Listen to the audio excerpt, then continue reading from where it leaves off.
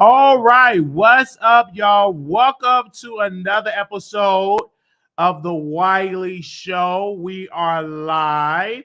I want to make sure you all can hear me. We are live. We are live. So give me a second. Let me make sure the sound is good. Okay, give me a second. We are live, you guys. Okay, we're good. All right, all right, all right. So we have a special guest backstage, none other, an icon, a legend in these internet streets, the one and only Auntie Hammy TV. How you doing, Auntie Hammy?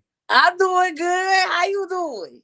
I'm doing good. But first, I want to say, when you first came on the show, we started off on a rough patch because I said that you like to pee pee on your sugar daddy. For Yeah, that, I was wrong to say that. And I don't know when did I yeah, say it. bro. I was wrong to say that. But how did that make you feel when I said that? Because you did an interview with Tasha, and this was your first introduction to the YouTube streets. And then I went live and said you like to pee on your sugar daddy. And I do want to apologize for that. But how did that make you feel? Well, it made me feel mad. I was furious. I was taken back. I say, well, this is what the people do here on YouTube, and you is the reason why I go after everybody that's like you. Y'all talk about the celebrities, I talk about y'all. Okay. So I'm the reason why you go after, okay, gay man. Would that be correct? Anybody that talk about peoples, anybody that talk about celebrities that look better than them, Okay. look better, got more money, in a better situation, more popular, all of that. I feel like y'all ain't got no business talking about them. A lot of people, when you first got your start on Tasha K, I didn't even know. I just thought, you was in the industry. I didn't know you was like a social media creator because again, I'm not and so savvy in all the other apps, but you have been breaking records all over social media. And a lot of people accuse you of coming over to YouTube because of Tasha K told you to do this. Did Tasha K tell you to come to YouTube to wake these YouTube streets? No. Tasha K didn't tell me a damn thing because I talks about Tasha K too because she ain't got no business talking about people and being in their business either. She one of y'all too. And I didn't understand what I was getting myself into. I was catfished, is what it was. I was catfished into thinking that I was coming to some media and I was supporting the black people media, but all y'all do is talk about bitches. Oh, excuse me. And talk about people. I'm trying to be more professional. Yeah. Okay. So Tasha K reached out to you, and it would seem to me that she was reaching out to you to put a dig at Cardi. Would that be accurate? This how it happened. Okay. Neighborhood talk and on site. Them two blogs posted my comment. When I commented on my page, I said that Cardi B usually does do a payola possibly because I was on the same label. They tried to charge me $5,000 for TikTok dancers, and my Pew Pew Pew song had already went viral, and them same dancers had already did the song, and the label didn't even know it, and I brought it to his attention, and that's why I left the label. So I posted all of that, and they picked it up, the blogs, and Cardi B responded and said that she ain't know who the names was that I was saying. She ain't know the people that I was saying. She never said she wasn't payola, but she did say she ain't know the name of the producers that I was talking about. I don't know if I don't know if she had the same producers. What she tried to act like she was oblivious to the producers, but she definitely knew the man name because that's the man she sued, and so that's what made Tasha K reach out to me. And I wasn't even caring about it, but she say, hey, she coming to Miami. You know what I'm saying? She gonna buy me a free meal. She took me to the sugar factory and everything. So I say, you know what? I'm gonna go and I'm gonna see what Tasha K doing. And, she had a little money on her, had a little nice little hotel and everything. They had some really nice mints. I'm talking about these was the expensive mints, the kind you can resell. So I went to the hotel. I was able to get me some towels. Okay. I was able to get me some blankets, sheets, mints, everything. Okay. Vases. Oh, yeah. We took that motherfucker up and through there. That's why they don't invite nice looking folks like me to their establishments. They invite ugly ones like Tasha K. So when you came on, I saw you all in character, and I looked at your views. You made quite a bit of money. But what made you have a sugar daddy? Because you look like an intelligent Black woman. Did that take away from your intelligence to have a sugar daddy, or did you get criticism for that? Because you had an old white man. Take away from my intelligence? See, that's where y'all wrong at. Okay? Have you ever heard of sugar dating? Okay, this is something that's been going on since the 16th century. Know your history. Big Alma, the great grandmother of San Francisco. Okay? She was the first sugar baby, and she had her sugar daddy that was 24 years her senior. She had him donate a big museum to San Francisco, and that's part of the reason why San Francisco is flourishing now. And that was back in the 1900s. So obviously, sugar baby thing and sugar daddies, it started out being a sugar wife. Okay, you have him invest in you. All right. Now, why the hell would I get with somebody that ain't got no money? Okay, that's all in these streets, cheating and everything. Yeah, they getting people with the money. Beyonce even got a nigga with money, but she was kicking his ass in the elevator. I don't have them kind of problems. Okay, I ain't got them kind of problems because I pop them right in the lip. All right, and I take my charge and move on. But at the same time, it's smart to have an older man. Okay, he open the door, wine and dine you, do everything you need him to do. All right. Even if you really wanted to be a bulldagger in your life, not saying that's what I wanted to do. Okay. But if it don't work, he's going to eat that thing and then the right way. All right. And pay for everything. So do he get on hard because he was an older man? Was he able to satisfy you, or did you have to pretend an orgasm? You're like, oh baby, I love you. Did you have to pretend an orgasm, or did he really hit that spot? All right. Okay. All right. Let's just take this to your bedroom. Okay. When you get your booty licked, do you orgasm? No, I do not. Well, I go orgasm when I get my booty licked. Wow, okay. Really? I sure do. All right. I don't know what makes you orgasm. Okay, maybe you need something hard in your asshole. I don't know. But if that's something that I needed, I can buy one and he can stick it right up there. But typically I do, some of them get hard, some of them don't. And right now, that's why I left the last one, because he didn't get hard all the time how I needed him to. Now I got somebody nice and strong, and he's been taking his multivitamins, and he gets nice and hard. So is it a requirement to pay all your bills, to put money in your account all the time? Are you in his will? Like, take us back for people that typically want to be a sugar mama or to be married. How did that go? Do he just pay everything, put millions of dollars in your bank? How did that go? All right. Now, understand. Back when I was just regular, just working 9 to 5, working hard. I needed hard dick. Okay. Because I was working for somebody. And it was stressful. All right. So I needed somebody to beat it. Okay. But now that I'm a millionaire and I got my own money, I don't need all of that. And it's hard to find somebody that, ain't got to beat my back in all the time. Mm. And I had to go to older men, sugar daddies. And yes, he has to put money in my account. Yes, he has to take care of me because, I mean, it's I'm a queen. Who I don't understand what women in 50-50 and all of this other stuff. I did 50-50 back when I was a 9-to-5 bitch. Oh wow.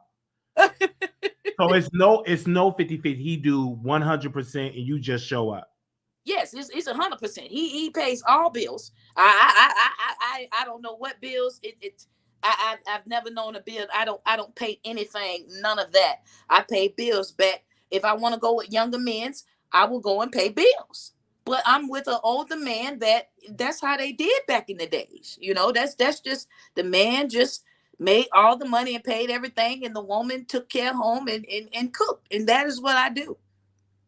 So is he a married man or is he single? And if so, is he married? Do you feel some type of way sleeping with a married man? Understand, okay? I told you there's a difference between these sugar babies and a sugar wife. I am a sugar wife. I am on the will. I am the wife, okay? I am the woman, okay? And I don't sleep with it. What wife?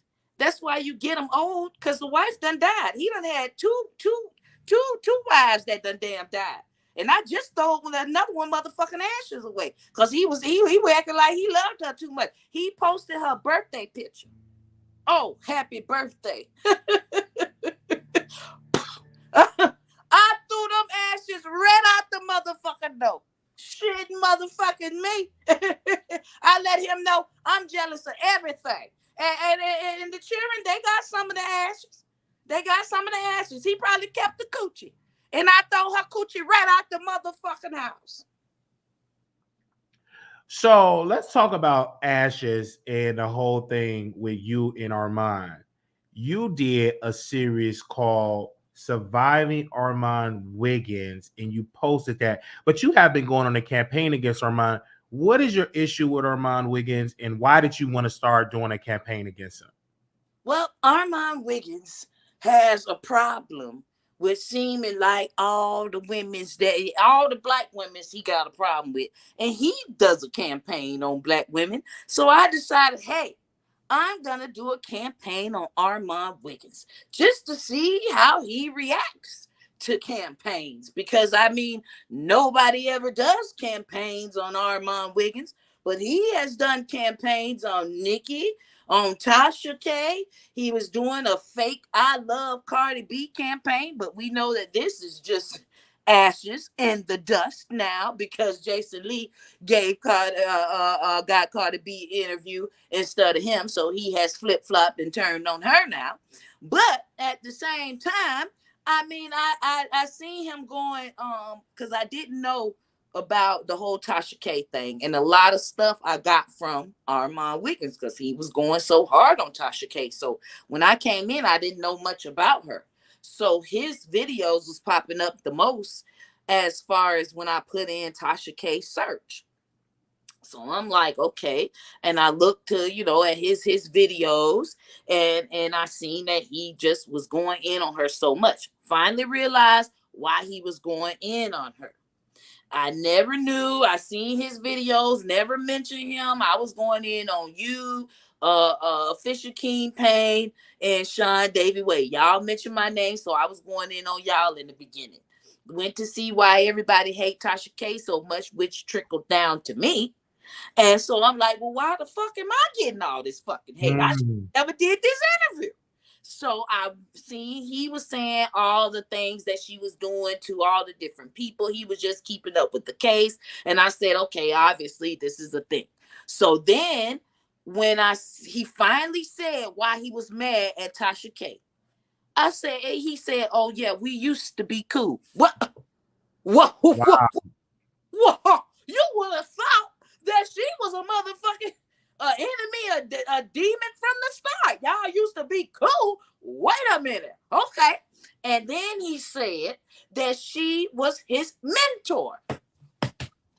What? Hold on. Oh, that's why he hates Storm Monroe. That's when I put it together. That's why he hates Storm Monroe and Fisher King Payne, his homeboy. They probably booty buddies. And that's why Fisher King Payne go after anybody that he kind of go after. And that's why I'm probably in the mix. Okay, bam. Then he said that he was upset that she used gunshots in the videos and was trying to be like him.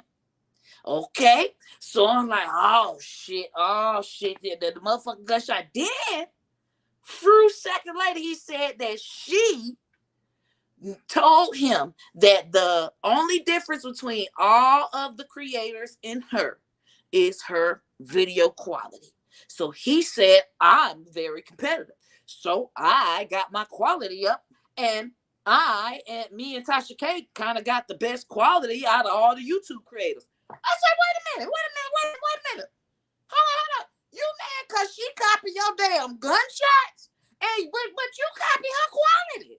So, but you the mentor. Y'all can have some shit that you give a gunshot, she give you quality. And then he went to listing. She never gave me equipment. She never did all that. She never told me different stories to break. She never gave me stories to break. And he was listing all the things that she did for Storm Monroe. So I said, nigga dumb. I say, oh, okay, this nigga is foolish.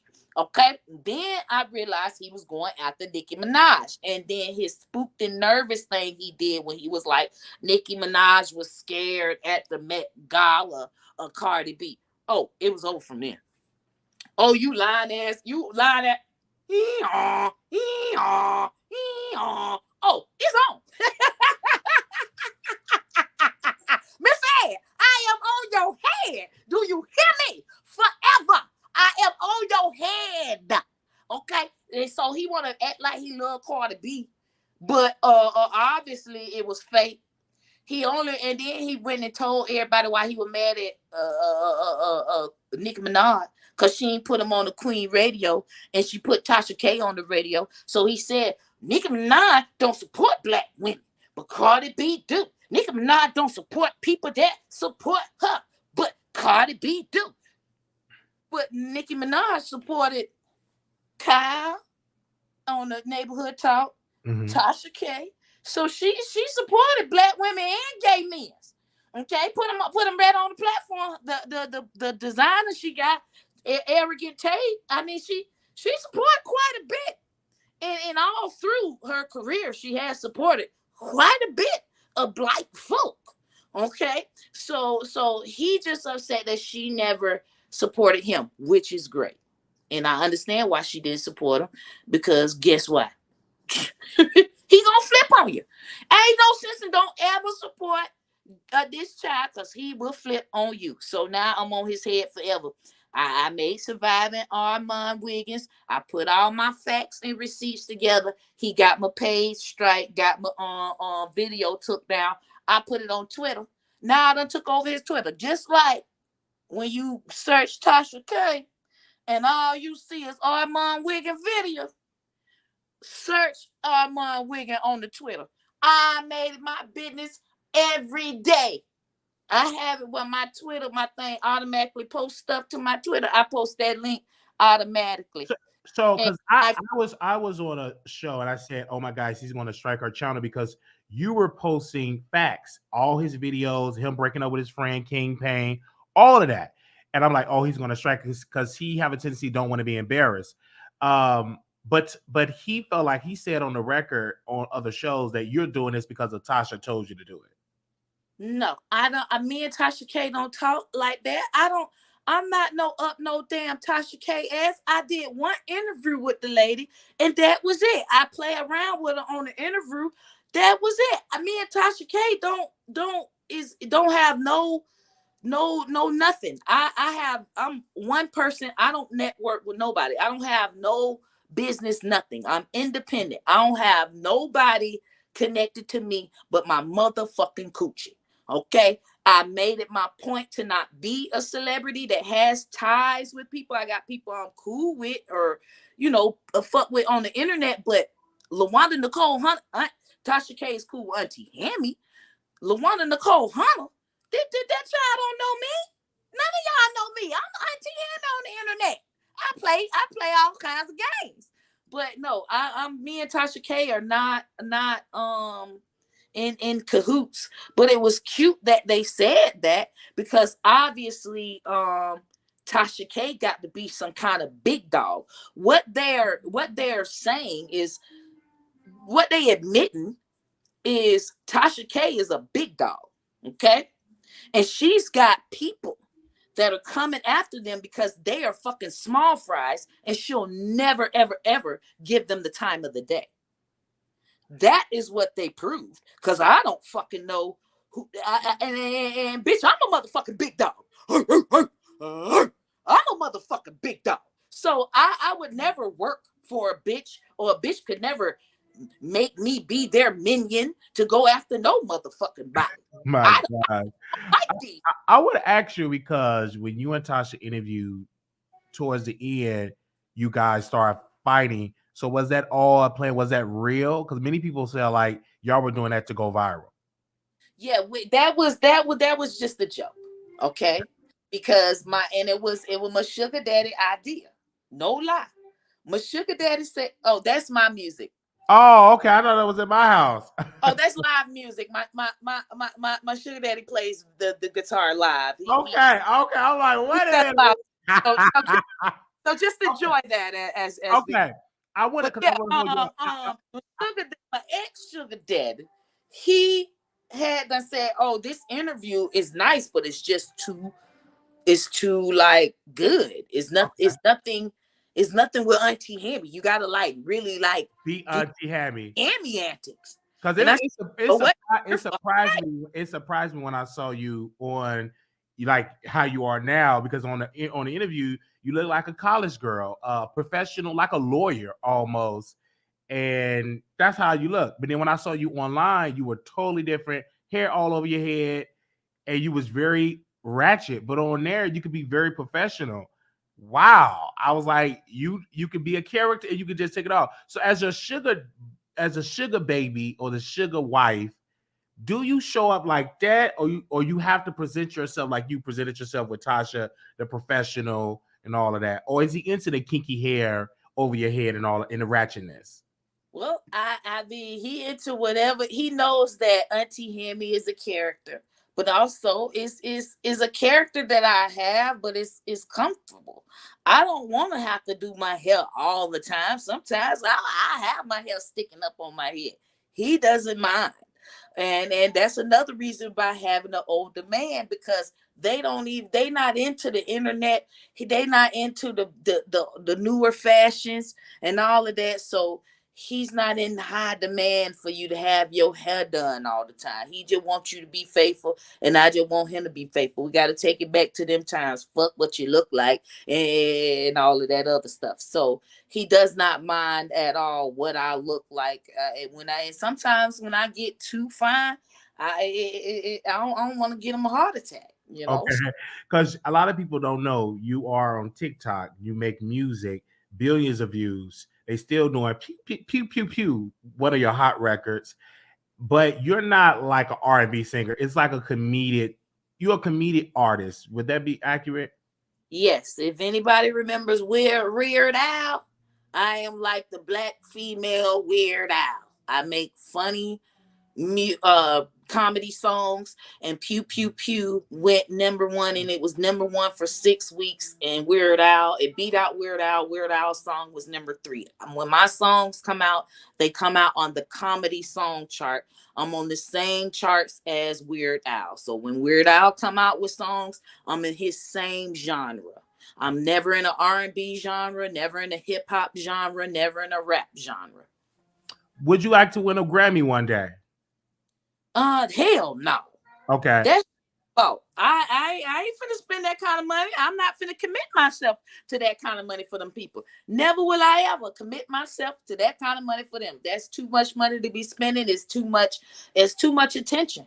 I like to be able to go to the grocery store. I like to be able to still have my same address. I like to be able to not have a security guard at my door. I like still my normal life. I never ever want to be a celebrity. That all of this was just a blessing, but I refused it at all costs. So right then and there, who gonna be the next person that you're gonna do a surviving with? Because I know you did Armand, It's on Twitter. I watched it over like 5 times. It's just so funny the way how you did it with the overcoat, the detective. I love it. So original. But who you gonna do one next? Are you interested in doing one on somebody else? Your bitch ass. Your bitch. Really, me? You damn right. Crooked-eyed ass. Because you took a lot of research on Armand Wiggins. Like that took time. How long did it take you to do that? Because that must have took a lot of time to do that. No, well, I already kind of knew what I wanted to prove, and I remember the videos that I seen. So it took me to, I gathered all the videos within a day, so it was just, when I had time throughout the day, but to actually make everything, it just took me probably 2 hours to make the videos and put them all together and put them all on my phone. But as far as, I have been researching him though since for a year. I have been researching. Wow. I've been researching Storm Monroe, Official King Payne, Sean Davy Way. I've just started researching Milagro. I was searching Toxic Diamond, but she went to jail. Jaguar Wright, I was researching because y'all just be sitting up there lying, and I like to catch y'all in y'all motherfucking lies. I want to ask you before we go, thinking about Jaguar, what's your thoughts to see her having that mental breakdown, being arrested? What's your thoughts of that? Because she threw her son ashes all around. You threw your deceased wife ashes in the garbage, but she actually threw it on her husband and rubbed it on her face. What was your thoughts on that? Well, you know what I'm saying? The bitch is crazy. Okay, she's crazy, and when she get a man, she gets him. It's some voodoo that she probably put on the men's. The woman is insane, but I mean, she is dating my brother, and allegedly, and he loves her. Okay, and he says she's not crazy. So leave it up to him, and what they got going on, that's their business. But I would say the bitch is bat shit crazy. Okay. And now I must say if you can see the video on TikTok,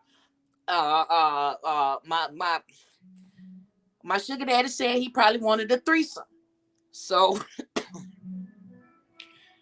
So I went and got the ashes from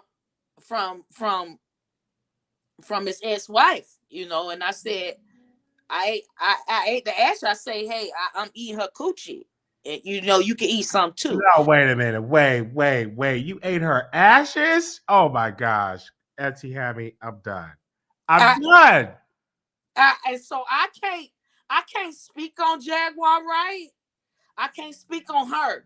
Okay, and that's why I threw her out. You said her current husband is her current husband is your brother.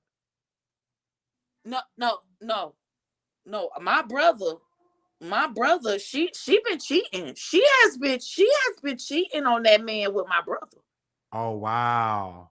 Oh, this is breaking news, Wiley. This is breaking news. I had my brother. He made an interview. I had to get the first interview, exclusive, but if you want to talk to my brother, I mean, you can talk to him, we could definitely schedule that. How can people get in contact with you, Auntie Hammy? Because people are saying, who are this women? But they don't know that you have been in these streets for a long time. How can people get in contact with you? They can get in contact with me. They can get in contact. Auntie Hammy TV everywhere. Facebook, over 400,000 followers. Blue check verified. Don't motherfucking play with me. Over 800,000, about 900,000 followers on TikTok. Auntie Hammy TV. Blue check verified. Don't play with this motherfucking coochie. Auntie Hammy TV on the YouTube. Only got 30,000 followers. That's my troll channel. But if you check, I am blue check verified with my music on the music channel, and I have over 33,000 video shorts. So count my motherfucking money. If you want to count my motherfucking money, go look up shorts on YouTube, 33K videos. Count my money. Thank you, Auntie Hammy. Love you. I love you too. Bye, baby. Bye. Oh wow, it was so happy having her on. I was shocked because I reached out. I reached out to her and I asked her. I said, Auntie Hammy, can you come on the show? And she said yes. She's in character, but in her private life, she's so professional. I didn't even know who it was that called me back because it was so professional. It was she was professional. She wasn't in character. I'm like, hello, who is this? She said, this is Auntie Hammy. I was like, oh my God, Auntie Hammy. Like, I didn't know. Like, I'm like, oh my gosh, because she sounded so professional, how she sounded. And so I had literally reached out to her to bring her on the show. But she came on my show previously, maybe about a year or 2 years ago, when she originally went on Tasha's show, and it was like a back and forth, and it's definitely, she was heated. We're at a good place right now. But when she came on, she was really, really heated because I said her baby daddy liked to pee on her, and she went on this whole tirade about it. But we definitely had her back on the show, and we had a conversation. Now, we're going to get into these topics. We had another guest that's supposed to come on, so let me call them and see if they're ready to come on. Make sure y'all share this live. Let me call them and see if they're ready to come on, because we live. Okay. That interview was funny because she was heated. She was angry at me because I said that she, PP on her sugar daddy. So she was feeling some type of way. Now we gonna get into these topics. We got a show. We're gonna make sure we have those phone lines open up, you guys. And where we go now, when we go to this, it's a lot of good topics that I definitely want to dive into, and then we're gonna get to our main event. Okay, let's go to here we go. Now, this couple, I'm gonna say I used to watch this show maybe one or twice. And when I heard that they've been arrested, I was like, wow, because I really thought they really had money. So y'all know Todd and Julie Chrisley reported to prison today. I'm talking about on yesterday, they reported to prison as a husband and wife are set to begin their sentencing after being convicted last year of bank fraud and tax fraud. In December, the couple who starred on the U.S. reality TV show Chrisley Knows Best were each told that they will have to report to separate prisons. Todd Chrisley, who received a 12-year sentence, reported to federal prison in Florida, a minimum security prison camp that holds 339 total inmates, according to the Bureau of Prisons. Minimum security institutions have dormitory housing, a relatively low staff to inmate ratio, and limited or no fencing. Okay. Some prison facilities have small, medium security camps next to them, as known as Solidite Prison Camp. The inmates there may provide labor to the main facility or go off site and work programs, according to the Prison Bureau. Julie, who was sentenced to 7 years, will report to Federal Medical Center in Kentucky. She was originally ordered to report to Federal Correctional Institution, a minimum security prison with minimum security satellite camp in some part of Florida. I don't know that in Miranda, Florida.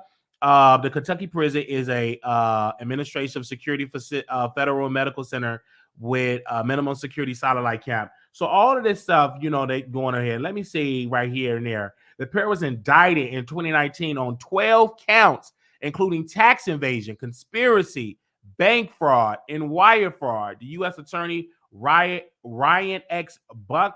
Buchanan said in June of the press release following their convictions that the couple conspired to defraud the community banks in Atlanta area to obtain more than $30 million in personal loans prior to the launch of their first television show in 2014. The Chrisleys and their former business partner submitted false documents to obtain loans and then to spend money on cars, clothes, real estate, and travel. Prosecutors said, and used new loans to pay back old ones. Following their sentencing, the couple's lawyer said they plan to fight. They plan to fight the convictions. So it's a lot of fraud. Like, I am shocked that people still think that it's okay to defraud banks. I just don't understand that. I don't understand it at all. Defrauding banks and all that. I had a person that was supposed to come on our show, MC Shaky, went to prison for fraud, came out on social media talking about his prison stories, did fraud again, and is right back in prison. So I'm just not understanding that. I do think it's unfair because MC Shaken is in a maximum facility. He's not in a minimum security facility. So I still believe they have white privilege, that they're not going to get the full experience of prison. They're in a minimum security prison. I've heard that the food is better. The guards are nicer. It's just like almost going to college, but but you can't leave the place. But I do think that's unfair that they get to have you in there, and the rest of these people is in a massive security facility. I'm not understanding that. Like, how can you do something like that? And I just don't get it. I have a friend right now. We're not like close friends. We just around the way we see each other. When we see each other, he defrauds unemployment people. Like, he was signing people up for unemployment to get like a lot of money, and he still think he won't get caught. And I tell him all the time, I say it's a matter of a time before they come and pick you up, because you out here trying to defraud the government, and they probably already have you in that system that you defrauding them. And then when they get ready to pick up that phone call and get ready to do all of this is what it's going to have to do when it comes into all of that type of stuff. So you got to be very careful with that, because you doing it, especially when you Black, they're going to see that, and they're going to be winding up and saying, okay, you doing these things is going to put you at risk with your livelihood. And so I never want to do no PPP, CBD, none of that. I don't want to do any of that type of fraud, because I'm eventually going to get caught up, and I'm going to get caught, and I'm Black. So they automatically going to watch me. And it looked like then they watched this. And so I'm glad they got justice, but being in a minimum security prison, no, they need to be in a maximum prison so they can get the maximum feeling of all of that. Okay. So, but again, I'm not into fraud. I don't do defraud taxes. I don't be claiming people kids on my taxes. That is fraud. If you ain't taking care of those kids, none of those things. I'm not doing any of that. I'm going to operate. I remember when PPP came out, and one of my family members said, you should get a PPP. I said, no, I don't have a payroll, and that's only qualified if you actually have a payroll and you actually paying them salary, and to meet your payroll, you get the government to get that loan. So I don't have that, and I'm not applying for no PPP. And I've seen many people that have done it. And the main thing that President Biden said, he was going to come after those people. So I'm not sad about these two. I'm glad he's in prison. He's going to be happy because, again, he's gay. He's bisexual at best. So he's going to have a good time. I don't know about her, but we're going to give y'all more updates about it. But the show was canceled. And I think the Black grandbaby, the mama was trying to get custody of the grandbaby, and she still like she was on crack. But that's just my personal opinion. But be very careful out there, you guys, because if they went down for fraud, what do you think going to happen to you when you get into fraud? So be very careful. All these people defrauding. I got another person, he be defrauding people and signing people up for some type of transaction with the Credit Transaction Bureau to get a check. He be signing these people up. He be signing these people up for other type of loans that they don't even qualify for. I said, you be very careful with that, because when they boom, boom, boom, boom, boom, knock on your door, you gonna hear that feeling. I had another friend and when I say friend, these are like pretty much my Facebook friends. They weren't like close friends, but we would see each other in house parties. He would do credit card fraud. So he used to work at Chili's or some type of restaurant, and all of the business catering orders, he would write down a credit card number, and he would go and spend it and buy cars and buy clothes. And he went to prison for about 7.5 years. So be very careful. And then he just recently went back to prison because he violated his parole by getting caught with a weapon. So now he's back into prison. So be very careful, man. I'm going to keep y'all updated and see about their appeal, but I highly doubt they're going to get an appeal. I highly doubt it, because when the feds come after you, it's a 99.10 opportunity that you're going to be up in there, okay? Now, Brent, I am so happy for Brent. This is Nene League's son. This man had a stroke, and he's a young man. Had a stroke. Nene came out about him having a stroke. And while he had his stroke, he literally was in the hospital, rushed into the hospital. And now he taking his health seriously. Now he have lost weight. He don't have that beer belly anymore. Now you see on the screen, you see him on this side with the wife beater. You see the beer belly. Now you see him slim down. He was walking and all of that. I am happy that all of that is coming up with all of that. I am extremely happy for that. Okay. And I love the fact that he's taking himself seriously. Even myself, when I saw that, somebody came, person that know me, they saw, my gosh, Wiley, you're losing weight. Like, what's your secret? I said, my secret, because when I put on this sweater, it used to be so strained. I put on the sweater, it came on perfectly. I said, my secret was I just stopped eating out. My secret was I stopped eating fried food. My secret is I stopped eating pizzas and baby back ribs and all of that sodium, all of that stuff coming in, and eating it every day, cakes and pies, and etc. And so I put it down, and I just walk every day, and I drink nothing but water. And if somebody want to buy me some of these water, this is like my favorite water right now. So if you ever want to buy me a brand, a case of water to my pill box, get me this brand, okay? And I like it cold. I like it cold, so I put it in the freezer. Yes, I like it cold. That's exactly what I like. I like it real. When I tell you real cold, and I just eat and I have a good time, and I feel so good. I feel so liberating to drink water and all of that, and supporting all of that in the type of thing. And I love that, because producer brought me a whole case. We went through that case like that, because that is what we do in the type of chat. We go in and we support, and then put it in their body. My skin is clearing up. I'm sleeping better. Let me tell y'all, and Brent probably congested this. I was so congested. I had the bubble guts. You know what I'm saying? I was literally so congested. And why I was being congested, it was because of all of the toxic food I was eating.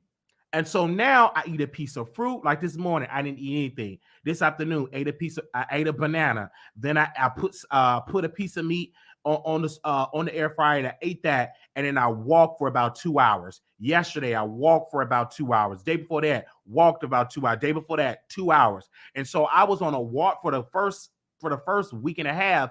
I was on a water and fruit diet, meaning no meat at all. Green apples, a banana, strawberries. I tried the blueberries; they were disgusting. And I was literally drinking this water, this Fiji water, and I put it in the freezer, and it's just absolutely lovely. It's everything. I put it on there. Everything is what I love. And I said, wow. And I'm just slimming down. And I thank God for not only having someone come in my life, my doctor, to really give me a message, and the message that I received the message. And she said, hey, I want you to come back to the doctor in 30 days. So I got to come back in February because you are obese. And I never had nobody ever say to me that I was obese. I never heard that word. I just heard, oh, girl, you gained weight. But the way she broke it down, she said, you're obese. And if you're not careful, you can get diabetes, you can get high blood pressure, you can get, you know what I'm saying? You can get all type of things. And I said, okay, let me be serious. So every day when I wake up, I take a shower, wash my face, brush my teeth, Prepare to do. I got a haircut today. I don't know if y'all can notice my line is all the way back there because we're gonna shave it bald. But I got a haircut, and then I just walked. Went to the grocery store, and I can tell that I'm on a healthy journey because when I used to walk up the stairs, I used to be so out of breath. Now when I walk up the stairs, it's fine. But before I was so overweight, every time I walk up the stairs, like I used to breathe so heavy because I'm carrying all of that excess fat, and it literally drained me. And I said, "Oh my gosh, I really need to do something." And so when I talk with that psych doc, and I'm gonna tell her when I see her in February, I'm gonna do it. I know y'all can't see my landing, but y'all saw earlier. I'm gonna get a shaved ball, okay? I'm gonna definitely get a shaved ball. All right. So I know y'all can't see my liner, so it's gonna be shaved ball. Okay, it's in there. Y'all see it, but if we gonna get it shaved ball, okay. That's exactly what we gonna do. We gonna get it. Oh, my friend is backstage, so hold on. Let me make sure I got him backstage. We got another guest that is here. Don, can you hear me? I can't see you on camera, Yes, but we can hear you. That's good enough. I'm trying to. I don't know how to disable the camera. Oh, do you have go at the bottom? Do you see stop camera? Do you see cam? Do you see Yeah, I mic? see stop cam. Okay, click on that and see what happened. Okay. Oh, it's still not showing. Oh, it's just showing your profile picture and your wife. Do you want to come on camera, or you could just show the I picture? wanted to come on camera. Oh, okay. Well, it's not working today. We'll try for next time. Let's But they can, see. but they, I think it's got something to do with my camera, if I'm not yeah, it's probably mistaken. something to do with your camera. Let's see. There we Oh, go. there you go. See, There you there go. we go. There we go. There we go. There we go. All right, Mr. Don, you are here. Yes, yes, yes. I want to tell you, we had a private conversation, and you said when we first met, I personally was getting over my trauma.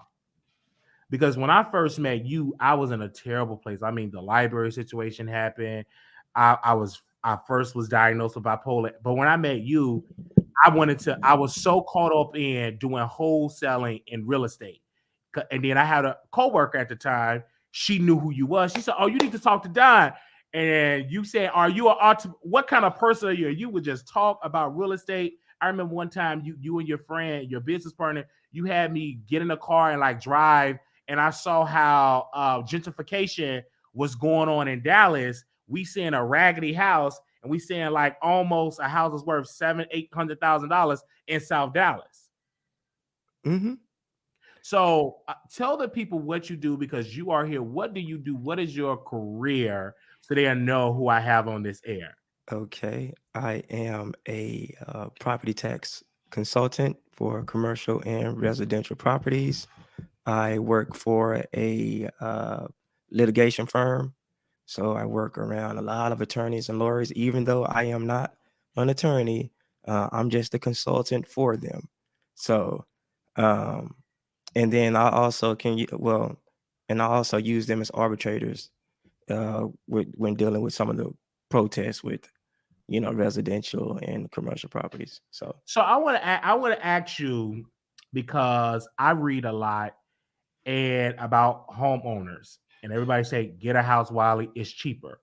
But I'm seeing a crisis that is going on around the country, in Texas, everywhere, especially in Chicago, that the property taxes are going up. Like, do you tell your potential client that want to buy a property to make sure they put in account their property taxes, not just the mortgage? yeah, you can, but a lot of times it rolls into the mortgage. You can get it to where like we have it fixed into our mortgage, so to speak. Okay. And so it doesn't come out, but you can do either way you want to do it. If you do it that way, it raises your mortgage up. Some people rather not do that. So I would tell people just do what they feel in regards to property taxes. But in property taxes as a whole, you got about 90% of the public who don't even protest their property taxes Wow. Don't even know how, or and don't even know the process. okay, that they can do it.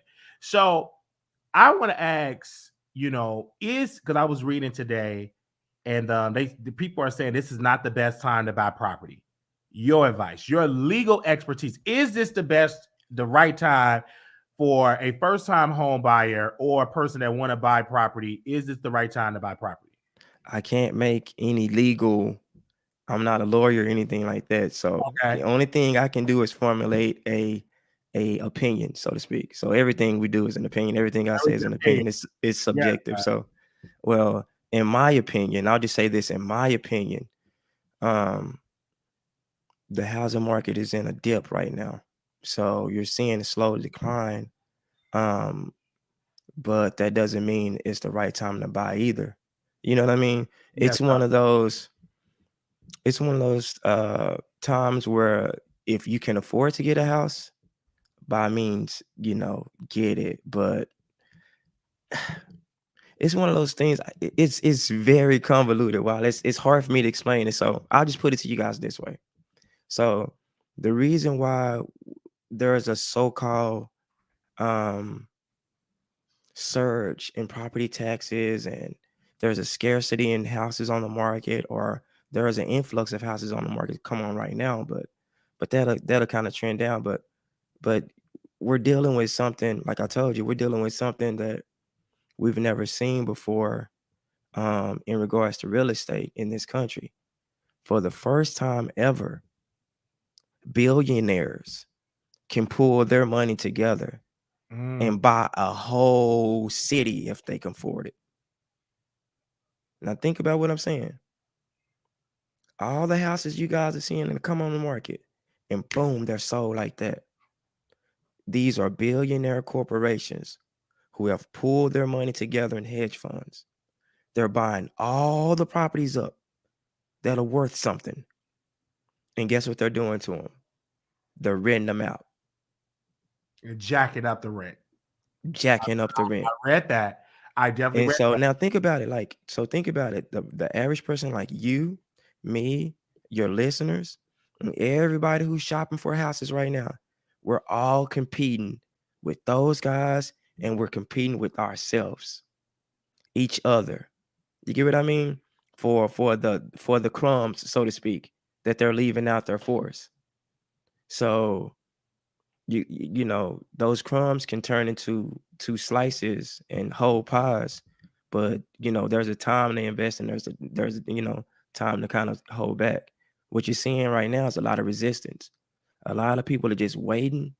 They're just waiting for the bottom to fall out, and then they're gonna surge and purge on properties like they did in 2008. But the economy is in. I mean, we're in a downturn. We're going to head into a depression because this inflation is going up. Look at the food prices, Wiley. That translates to real estate too. Wood and everything else got to go up as well. I want to make sure we here. Hold on, Don, you there? Yeah. Okay, go ahead. You said about the food prices and all that. So the food that directly is up. Everything is up. Milk, everything. I want to ask you, since they're renting and all of that, I'm seeing that a crisis that are going on, the high rent prices that people can't afford to rent and that are working a full-time job, because a lot of hedge funds are buying up property and they're renting out, and it's not affordable rent though. No, it's not. And it's almost like the new hustle is these luxury houses for rent. You know what I mean? And look at the hedge funds that are buying them up around Dallas. We got 2 or 3 really, really big hedge funds that are buying up a lot of stuff around Prestonwood and a lot of other areas. And these houses starting at $435, $460, and they buying them out, no questions asked. You know what I mean? And renting them out. So think about it. If all the houses on the market are for rent, what houses are for sale? That's what we're running into right now. All those people who want to rent right now are willing buyers, but all the billionaires buying up everything, so leaving us with the scraps. You get what I mean? So it's and so that's what's hiking up the rents, because who can afford those rents? Not us. Think about that. The average house is being bought is $400,000. Who can afford those rents? How many of your friends can afford the rent on a $400,000 house? Not many. I know I can't. Exactly. Who can afford the rent? That's what you got to ask yourself. Not us. So So what? I'm sorry to cut you off, but Go ahead, Doc. remember this: as long as they can afford the rent gonna be what it is. I'm So gonna say it slow again, Wiley. As long as they can afford yeah, I hear you. I get it. the rent gonna be what it is. Absolutely. Absolutely. So I want to ask you, with that in mind, bringing that up, what is the solution? Is it because I was preaching that the government should intervene, but what is your opinion? Who should intervene in that? You can't have the government to intervene on itself. That's you. I mean, you get what I mean. That's like the CIA investigating the CIA for the things they did to Martin Luther King and Malcolm X and all these other people. Okay. So you know what I mean? It's one of them things where the government has to allow it because of what this is doing to the economy. That's the only thing that's stabilizing the economy right now, bro. Wow. You know what I mean? Think about it like that. So, it's give and take, but we always gonna take the end. We always gonna take the blunt, you know what I mean? We always gonna get the worst end of the stick. I want to ask you because it's not going to be a long, lengthy because we want to do a series with you where we take phone calls. I know you had work today. When I met you, I was shocked because you're short and you love wrestling. And I was surprised. I'm like, because I don't find too many black people really still watch wrestling. So, what made you get into loving WWE, being a wrestling fan? Well, I'm from Dallas, so we had the Sportatorium um when I was a kid. So the Sportatorium was like the WWE of the South. And so it just so happened to be located down near downtown Dallas by Industrial. It's not there anymore, but they done tore all that stuff up. But it used to be down there by Reunion Arena. And so as a kid, every Friday and Saturday, wrestling would come on TV. And so most of the people you see in the WWE and the WWF, they started out at the Sportatorium. Wow. And so, you know what I mean? So it just progressed that way. So it went from there to NWA to WWE. And I was hooked since I was a kid. So, everybody liked Hulk Hogan and, you know what I mean? All the, the popular wrestlers. But I Yeah. went to WrestleMania. And I was like, man, this man really love wrestling. When I finally was able to meet you and your wife and your family, your girls, and it's also because it's not too many, heterosexual men that will be friends with a gay man or a bisexual man. You wasn't throwing out shade, or you wasn't being shady, you wasn't being mean. You were just cool. Everything. You was just a cool guy. And Yeah.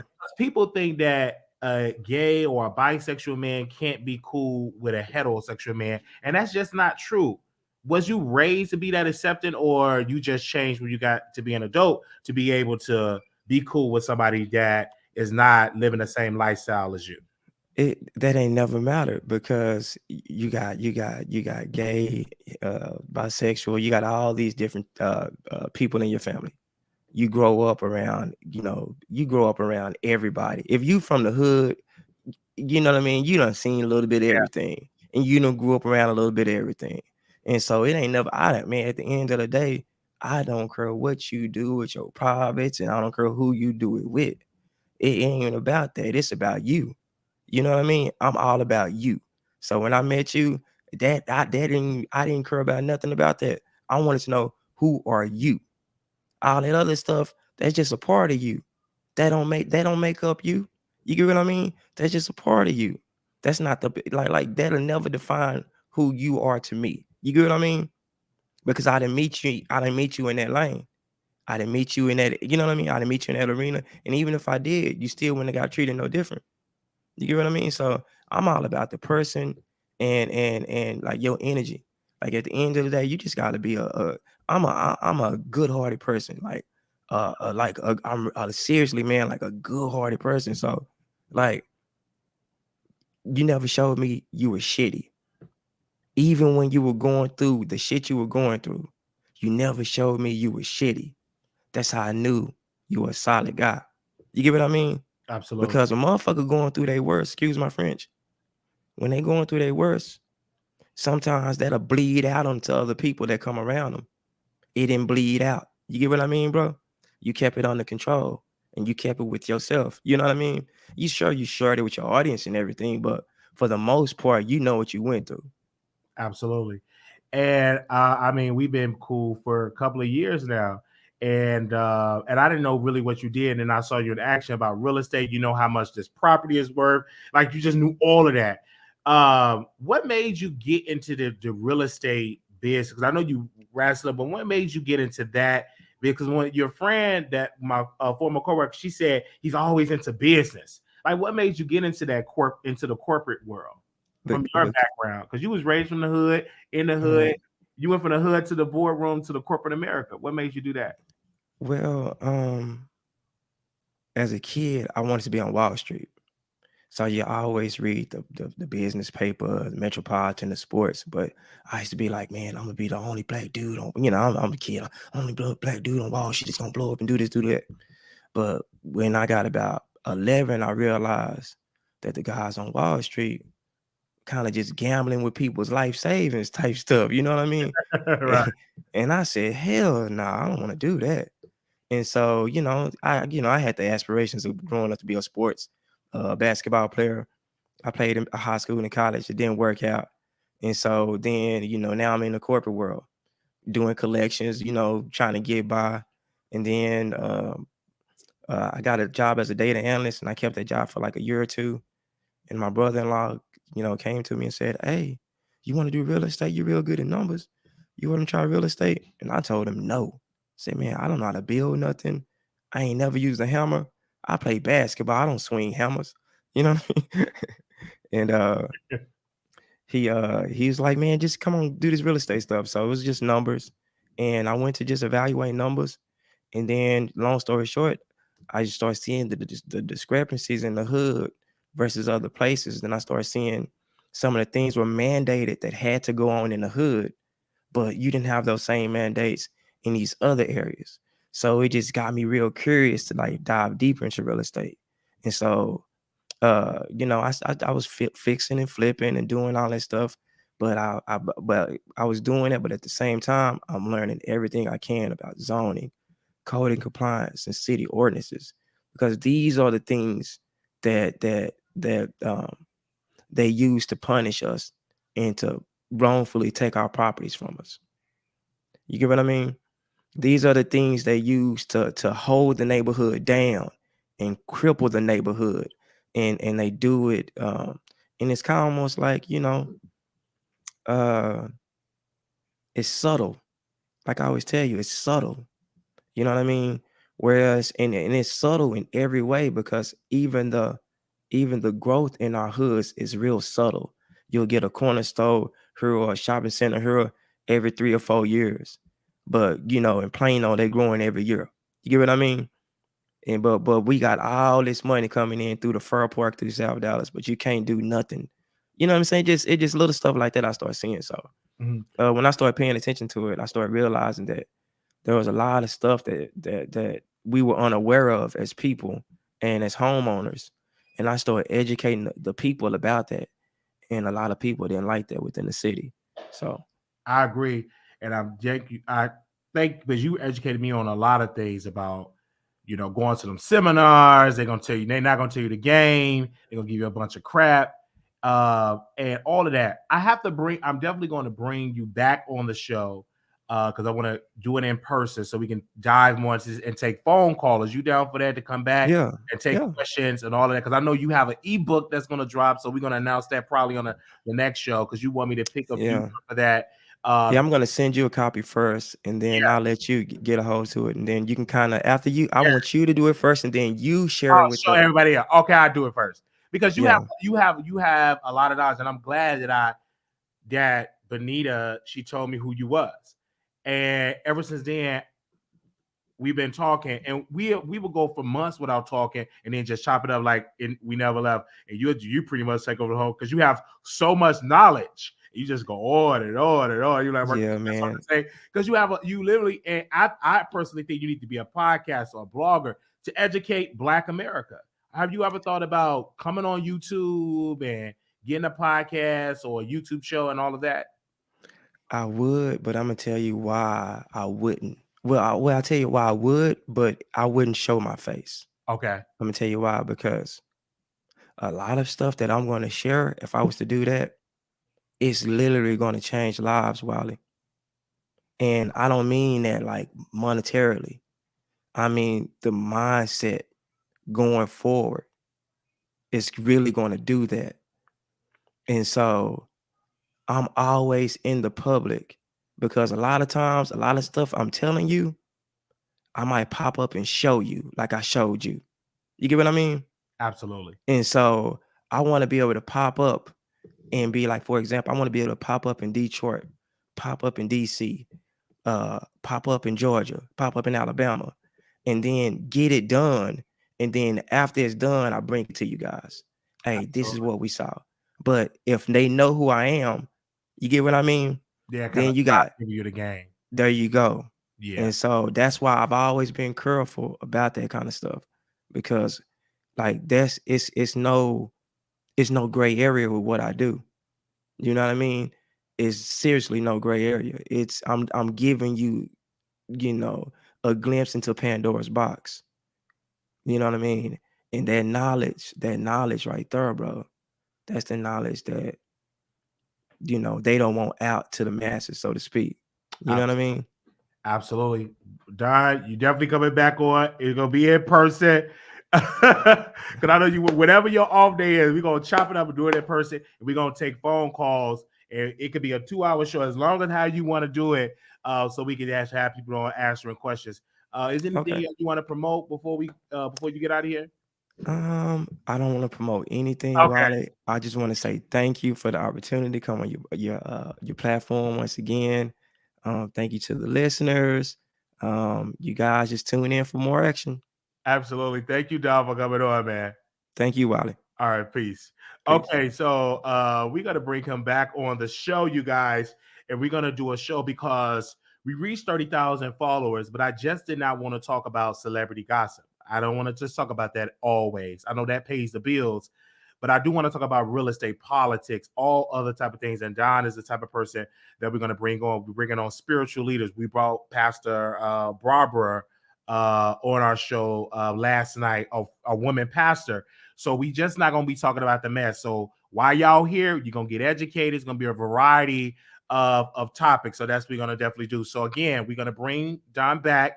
We're going to have conversation. We're definitely going to bring him for the members only as well. And we're going to bring him back for the YouTube channel. Now, I want to switch gears here because we talked about Todd. We talked about Nene. I got to talk about these two because I just saw some with Diana Ross, and I did not know she was up there giving that punani out to everybody. And I got to be real proper because that is my senior. She's a legend, but she was giving out that punani.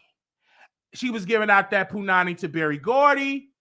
She was giving out that punani to Smokey Robinson. Now, when I seen her, and I can't really be ratchet for the members only on Zoom, we could be ratchet. So I got to be mainstream on here.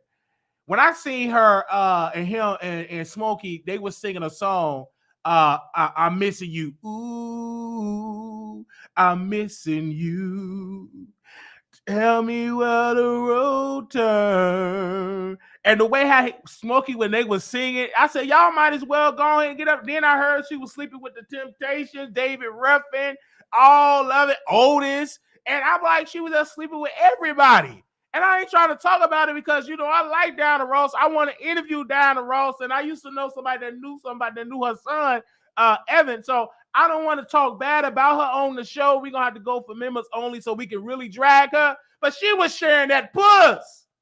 Everybody was getting a piece of Diana. That's why Diana went into the front. That's why Diana was the queen, was the face of Motown Records, because she gave that puss.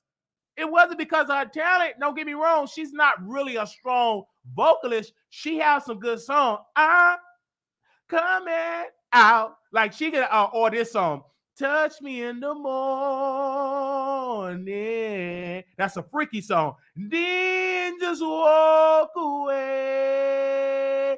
We don't need tomorrow. Because we have yesterday. So whatever it is, she been touching the boss. And so I saw that, and then Smokey was married. This man was married. He had a whole wife, and he was giving her that peen. So when they talk about the people that's giving peen and puss now, they was doing that back in the 60s and the 50s. Y'all supposed to been marching and being in the lunch counters and, you know, and decent, you know, all type of stuff. But y'all was just running it wide. And I ain't trying to talk about Diana because she's a grandmother now, all them type of thing. But she used her puss to get to the next level in her career. I'm gonna say that allegedly because I don't want to get sued by Motown and Berry Gordy and Diana Ross and Diana Ross and Diana Ross company. I don't want to get sued because you know they watching. I don't want to get no complaint like Larry Reid did with Daryl Moore by Diana Ross. Okay, and she got a complaint of me saying that she gave that puss. So I'm gonna say for the record, she gave that puss to Smokey North. Not Smokey Norfolk. That's Smokey Norfolk about Smokey Robinson. You know, she gave it to Smokey Robinson, and he said it on Vlad TV. He said he was married, and Diana Ross. It must have been good peen because Diana Ross, her stinking tail, she put it in the book. I ain't gonna say her tail is stinking, but that's a stinking tail. Like her stinking tail literally wrote it in the book and said Smokey Robinson and I had an intimate relationship. And so I'm trying to track down that book. So if y'all know the copy of that book that Diana Ross made, Spilling Tea or Sleeping with Smokey, send it to me so I can add it to the books that I need to read. Because I didn't know that at all. And Smokey was back. He's yellow, lights yellow. You know, women will give a man anything when you yellow. Now, when you chocolate and dark skin, they ain't gonna probably pay you no mind like that. But they'll still give it to you with your dark skin. David Ruff was getting a whole lot of punani, and so was the guy that said sexual healing. Y'all know his name, Luther, not Luther. Y'all know his name. So he was light skinned and he can sing. You know, Smokey Robinson and Miracles. He looked good, smelled good, sharp, wrote records, and she gave that punani to him. So I'm like, wow. So now I see why she had the success that she had because Marvin Gaye. Yes, Marvin Gaye was getting it in as well. And so because she had and she must have some good puss because she got pregnant by Berry Gordy. I believe one of the children, the daughters, that's Berry Gordy's daughter. And Berry Gordy wrote in his audio book, that was the first audio book I read about him running Motown. He said he saw down her daughter and he knew that was his daughter because they had an affair. Hell was so bad with her puss that when Patti LaBelle went on tour with her with all this hair, that's not even her real hair. Some of it is like false hair. She told Berry on the phone, you know, back in the day, they had to be on the payphone. She called Berry Gordy and told Berry to kick Patti off the tour. And Berry Gordy said, listen, I don't know who you pissed. She don't want to work with you. You're going to have to go home. So Patti in all her wigs and costumes had to go home. So when I heard this story, I was flabbergasted that this happened. Of course, we're going to edit this segment and post this as a separate video so Diana can watch it. So we're going to raise funding just in case she tried to sue me for saying that she was giving out that puss. And she had a nasty, Diana was very nasty back in the day. She ain't just had a nasty attitude. She was doing nasty things in that bedroom, but she had a nasty attitude. And I know this some old tea because some of y'all are old and that y'all know this stuff, but I'm not. I'm getting up there. I'm 32. So when this stuff was going on, Diana Ross was pretty much one in her prime anymore. But she did do a song with Brandy. She did a movie, Double Platinum and all of that. But I didn't know her when she was in her younger years. I wasn't even thought of. Like my mom was just a baby girl when Diana Ross back in 1971 or 72 when my mom was born, but she wasn't really popping until she was in her in the 60s. Was when she had all them number ones. Okay, so I heard that story in Vlad TV, and I'm like, why, Smokey, you going to Vlad? And I sent you an email to your team. Come over to the Wiley Show and give us some of that old tea. I love some old tea. Okay, I love me some old tea. Okay, now that was that. All right, where are we going next? Larry Reid. Now, you guys, we're going to continue to read these court documents, and I want to tell y'all this. I see what Larry Reid is doing, and it's so sad. Justice for Levantre, he had his employee, and this is where I tell hosts when they're so desperate to interview people, you have to come on camera. You trying to defend Larry, not on camera, on a thumbnail. You paid this host money. She didn't bring her husband because she been paid and bought and paid for. You come on the show to show us some text message that haven't been verified. And my thing is this, and then this employee, because we dragged him so much about them dusty wigs, he was sharing, saying that Larry is going to sue the accuser in the correct jurisdiction, but he could have sued him correctly because the accuser responded to the complaint in a 26-page response. And we sent that 26-page response to all of my members, to all of my Patreons that emailed me. We emailed it back with our watermark. But you got this employee trying to go on a press tour, and I'm trying to tell Larry, and I got to speak to your shame, Larry, who is your PR? Who do you got? Is that your PR? That's sad. Then I'm hearing that you about to do an interview with a bunch of gay bloggers. And they not going to ask you the tough questions that you didn't bought and paid for. You got one that's struggling and need to come on out the closet. All right. You got another one got a drinking problem, ain't going to ask you the tough questions. You got there's all of this confusion. That's what you're trying to do. It still make you look bad. So before we read these court documents, I just was reminded because we reached out to a preacher today. Not gonna get into our conversation. We taped the conversation, but we ain't gonna leak it. No, we ain't gonna leak it. The House of Hope mega church pastor. I'm gonna just say House of Hope, Atlanta. Pastor Dewey Smith.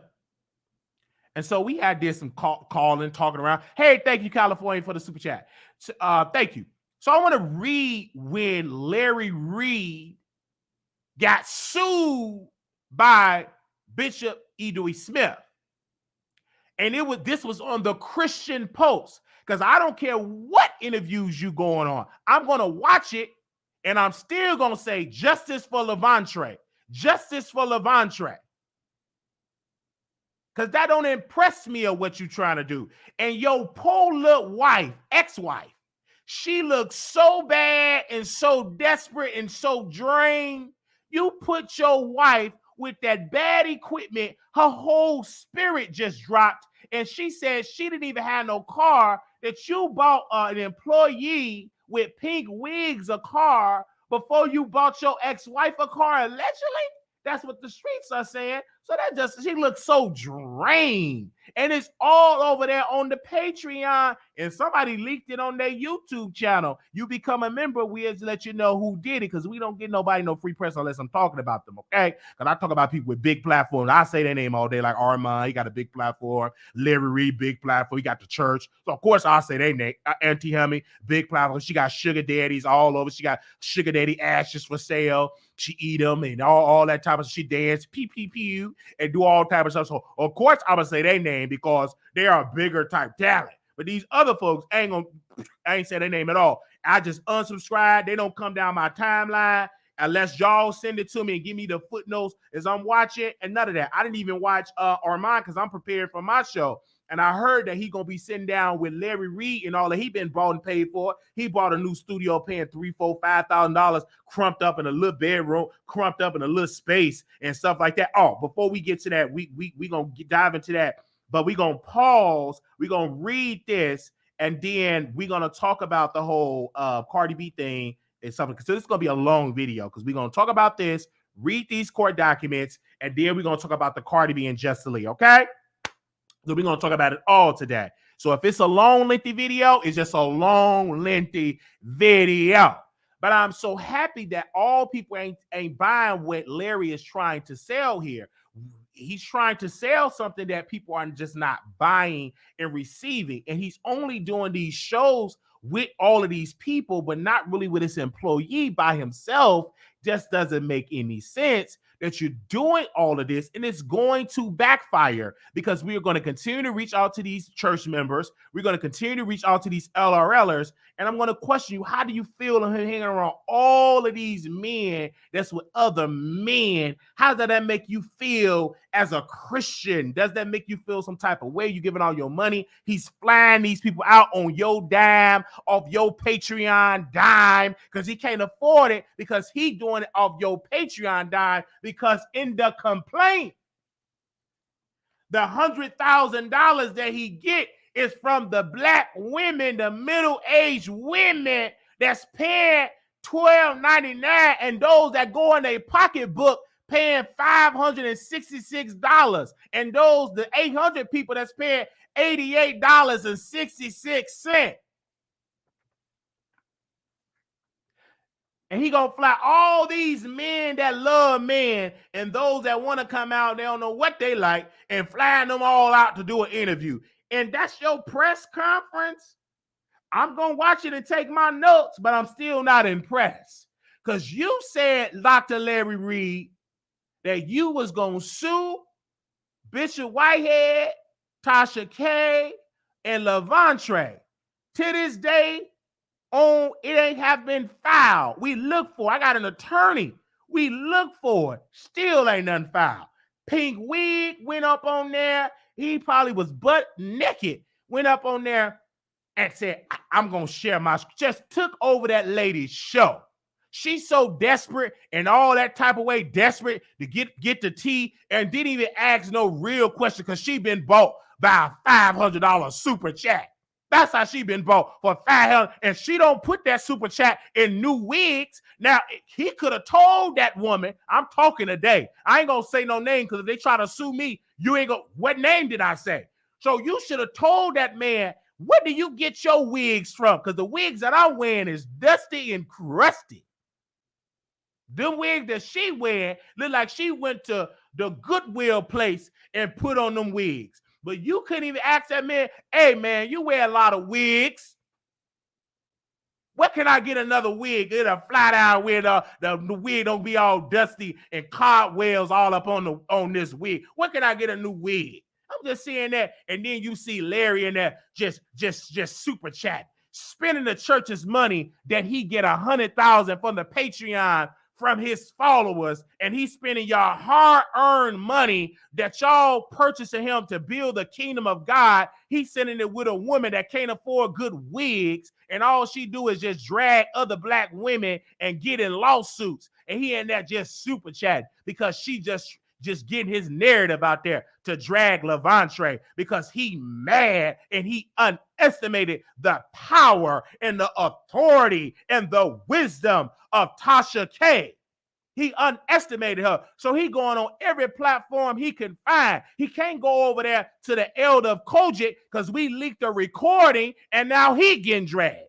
I got a text from somebody. They said he reached out to him and wanted him to come on the show. He refused because he in a mess because his god brother reached out and said, yes, Larry Reid did that. You didn't have my back. Now he in some mess. So Larry is running, not running for Jesus.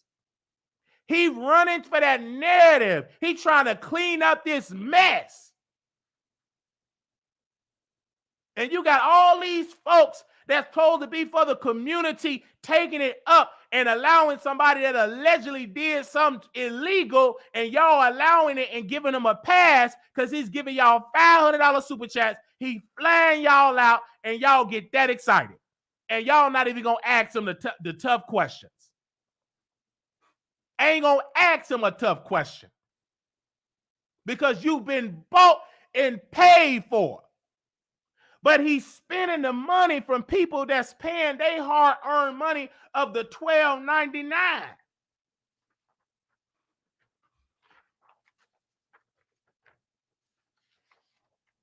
Because he sued a poor blogger with no money. 7,900 of y'all are contributing to him to fly out men with men, flying them out for his narrative of him sleeping with an underage man and giving them hush money.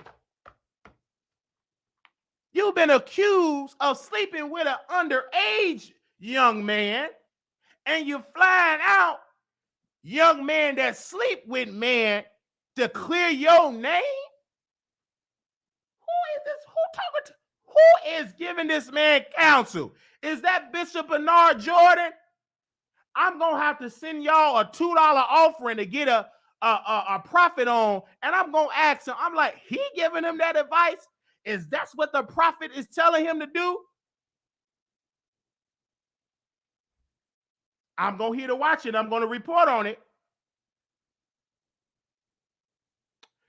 So let's get into this lawsuit, this situation that happened a couple of years back with Larry Reid. And y'all know who the Pastor E. Dewey Smith, I want to make sure I got his name right, from the House of Hope of Atlanta. So I'm going to read this on the Christian Post. And this actually happened a couple of years back in 2019. This is right around the same time, I believe either a year later, a couple of years later, that Daryl Moore was starting to come after Larry Reid. Popular online media personality and former pastor Larry Reid said that the House of Hope Atlanta took legal action to silence him for weeks after he interviewed a woman who claimed she was threatened for reporting a R-word that church officials allegedly have been trying to cover up for the last 4 years. He accused Bishop E. Dewey Smith for doing that, but he did the same thing to Daryl Moore. Let's continue to read. But please take this notice as an official request to immediately comply with the orders of the court in Fulton and DeKalb counties by Judge Edmund Adams and Judge Seeger began a message Reid and he received in early September from the church lawyers, Quentin Washington, along with 2 subpoenas to appear in court. We have 2 hearings on September 11, 2019, unless we have settlement beforehand. You are not to speak about these matters to anyone, must bring all material requested to this in the subpoenas. And further, as we have spoken before, and you have not heed my advice, please immediately take down all of the information as the court orders. Please understand this is not a request. These are orders by 2 different superior court judges. They went in front of superior court judges. I will be monitoring all of your social media to ensure compliance starting tomorrow morning as you serve tonight. I interpret takedown as immediately as of right now, definitely before the court, 11th of September. Further, all communications on a platform you control or you must cease about my client and his place of work. So they have posts like the court documents, all the type, the orders and different stuff on here. But I want to read here. The church action comes after the alleged R-word victim, whom the Christian Post only identified as Octavia for security reasons, told Cobb County Police Officer C.B. Niel that she believes someone contacted to the church left a threatening message to her mailbox for speaking to Reid about the alleged SA. Because during that time, Larry Reid wasn't doing prophecies with Bishop Bernard Jordan and his son that needs to come out the closet. He was actually interviewing pastors and interviewing rumors and chasing down rumors and bringing these people on his platform, didn't really verify them, and he did that. But he's trying to discourage Tasha for interviewing a victim and all of that and having an issue and a problem. But Larry Reid was mad when Bishop sued him for interviewing somebody about the bishop and his church officials. But Larry did the same thing to Daryl, who did not have any money, but refused to do it to Tasha K, Bishop Whitehead, and even to the alleged victim, Levantrack. Let's continue to read this article. She found a small white piece of paper in a mailbox on September 1st that read, "Octavia, stop now or else." Wrote in the report. Octavia interviewed with Reid. He said she told him she was drugged and R-word. "I have a confession that the details of what happened, but they covered it up," Reid told the Christian Post about the allegation against the church. "There was a R-word that occurred, a drugged and R-word." Niel, N-E-I-L-L, in his report said, Reid posted the interview on his blog located on Patreon. You know, the same Patreon that people are paying $12.99 and some paying yearly subscription. And the way the bulk of his income come from these hard-earned church people, they was paying for gossip and tea, not for prophecies. Reid, however, told the Christian Post that Octavia did give him his consent to publish the interview on patreon.com and provided evidence to support his claim. He previously admitted to enter into a consulting agreement with the House of Hope Atlanta leader Dewey Smith for $10,000. Now, Larry's supposed to be such this icon and legend and prophet, and he wanted to take down Bishop Dewey Smith, but he got paid, by, according to this article, by Dewey Smith for a $10,000 consulting fee, which barred him from reporting anything that would negatively impact Smith's business or his family. A copy of this agreement between Smith and Reid, viewed by the Christian Post, showed that if any party breached the agreement, they will suffer monetary damages of $250,000. Okay. Reid argued that Smith violated the confidential agreement by speaking to third parties about it, freeing him to report on the R-word allegations, as well as claim that Smith fathered a child out of wedlock. However, a temporary restraining order kept the media personality silent since early September until recently, Reid said after it expired. House of Hope Atlanta did not respond to repeated requests from the Christian Post to comment on the allegations. Smith's attorney also refused to answer any questions on the record. When asked why he chose to enter into the consultant agreement with Smith in the first place, listen to this. Reid told the Christian Post that as a former pastor who is aware that no one is perfect, he's trying to offer grace to Smith when he chose to stop reporting the allegation that Smith fathered a child out of wedlock. But you said he R-word, but you took the $10,000 allegedly. Reid said he later realized he was manipulated into the agreement. Now, mind you, Reid not saying he manipulated, but he's supposed to be so wise and spiritually inclined with the Lord. He's supposed to have all these prophecies. He's supposed to know how to make you rich by his tongue and all and him under them shades. But he got manipulated, all right, into an agreement that he did not fully understand. It would have prevented him from freely doing his job.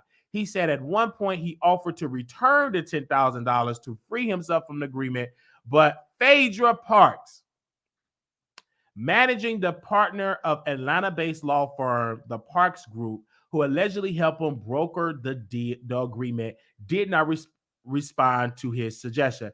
Parks also did not respond to a request from comment from the Christian Post. All right, let me read this. In a statement to the Christian Post last month, Reid said all he wanted to do with his reporting on the House of Hope Atlanta was to get justice for the alleged victim and others like her who suffer abuse at the hands of churches. My purpose for what I do is to help the voiceless, raise needed conversations, and entertain along the way. Every live and every post, that's my mission. I wanted baby Jace to be recognized, to unearth Octavia's voice, notify the people in the unknown who I believe are being harmed by being in the dark, he said. Also, if leaders have harmed sheep purposely and regularly, I wanted to highlight that. But this is the same man that took $10,000 from the man that was accused or dealing with church member that allegedly R-word a person that went on Reid's show. Reid got an agreement with the pastor and took $10,000. But he telling the Christian Post, watch how he try to go to that he doing that. He want to be a voice for the voiceless. If you want to be the voice for the voiceless, why in the heavens and the hell would you take a $10,000 payment from Bishop E. Dewey Smith? And why would you hire one of the whack attorneys in America, Phaedra Parks, allegedly? She's good on Reality Housewives, but she won't be a lawyer. I would hire her to get me out of a parking ticket. And it's no shade to Phaedra. I saw her when she was out with her kids when I was in Atlanta a couple of years ago. She was in Walgreens and everything, like, I think it was Walmart or Walgreens. I said, hey, how you doing? I want to take a picture, but she was with her boys, so I didn't want to interrupt her. Let me finish reading this article. He called on the victims to come out of the shadows. I can't fight for what I believe is morally right while the victims themselves are scared, mute, and hiding, Reid said. When further contact about the investigative allegations made by Octavia last month, a Cobb County police representative said they could not divulge any further information to anyone not directly involved in this case. So when I reached out to the House of Hope and I got somebody on the phone, they said the pastor, Bishop E. Dewey Smith, is praying for the victims. He's praying, wholly praying for the victims, because I'm reaching out to these folks. And that's why you see the employee doing interviews. That's why you see Larry Reid is calling other bloggers to team up because he needs allies, and he's paying them to be an ally. He's paying them to do his dirty work. And these people think that's the right thing to do. That's show business. If you want to be paid $500 to hot, skip, and jump for him, go right ahead. Now, in this complaint with Daryl Moore, I want to read this. I'm on page number 7, reading this, that when this was filed on May the 12th, 2021. So I'm reading page 7. This is a 21-page complaint, and I'm on page 7. So we're going to get through all of this. If I don't get through it today, we're going to do another show tomorrow, next day after that, till we read all of this, so y'all can get a clear understanding of how he took down a poor blogger but refused to take down he took down a poor blogger, but he refused to take down a blogger like Tasha K that got the money and Bishop Whitehead that got the money, refused to take them down. So we are live right now. Let me read this. Oh, let me drink a cup of water. Hold on. Let me drink some water. Let me drink some, my throat is kind of perch. It's kind of perch.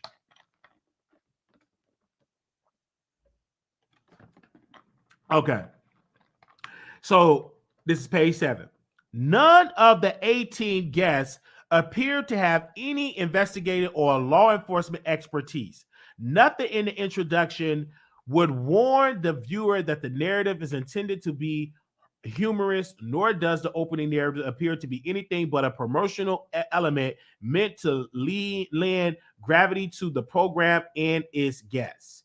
Since December 2020, Moore has live streamed or posted dozens of videos ranging in duration from under 1 minute to over 2.5 hours. The short videos are posted, which are in the algorithm of YouTube, mean they are uploaded as a complete presentation. The longer videos are streamed, which mean they are intentionally presented live and later remain available as part of the video archives preserved on Moore's YouTube channel.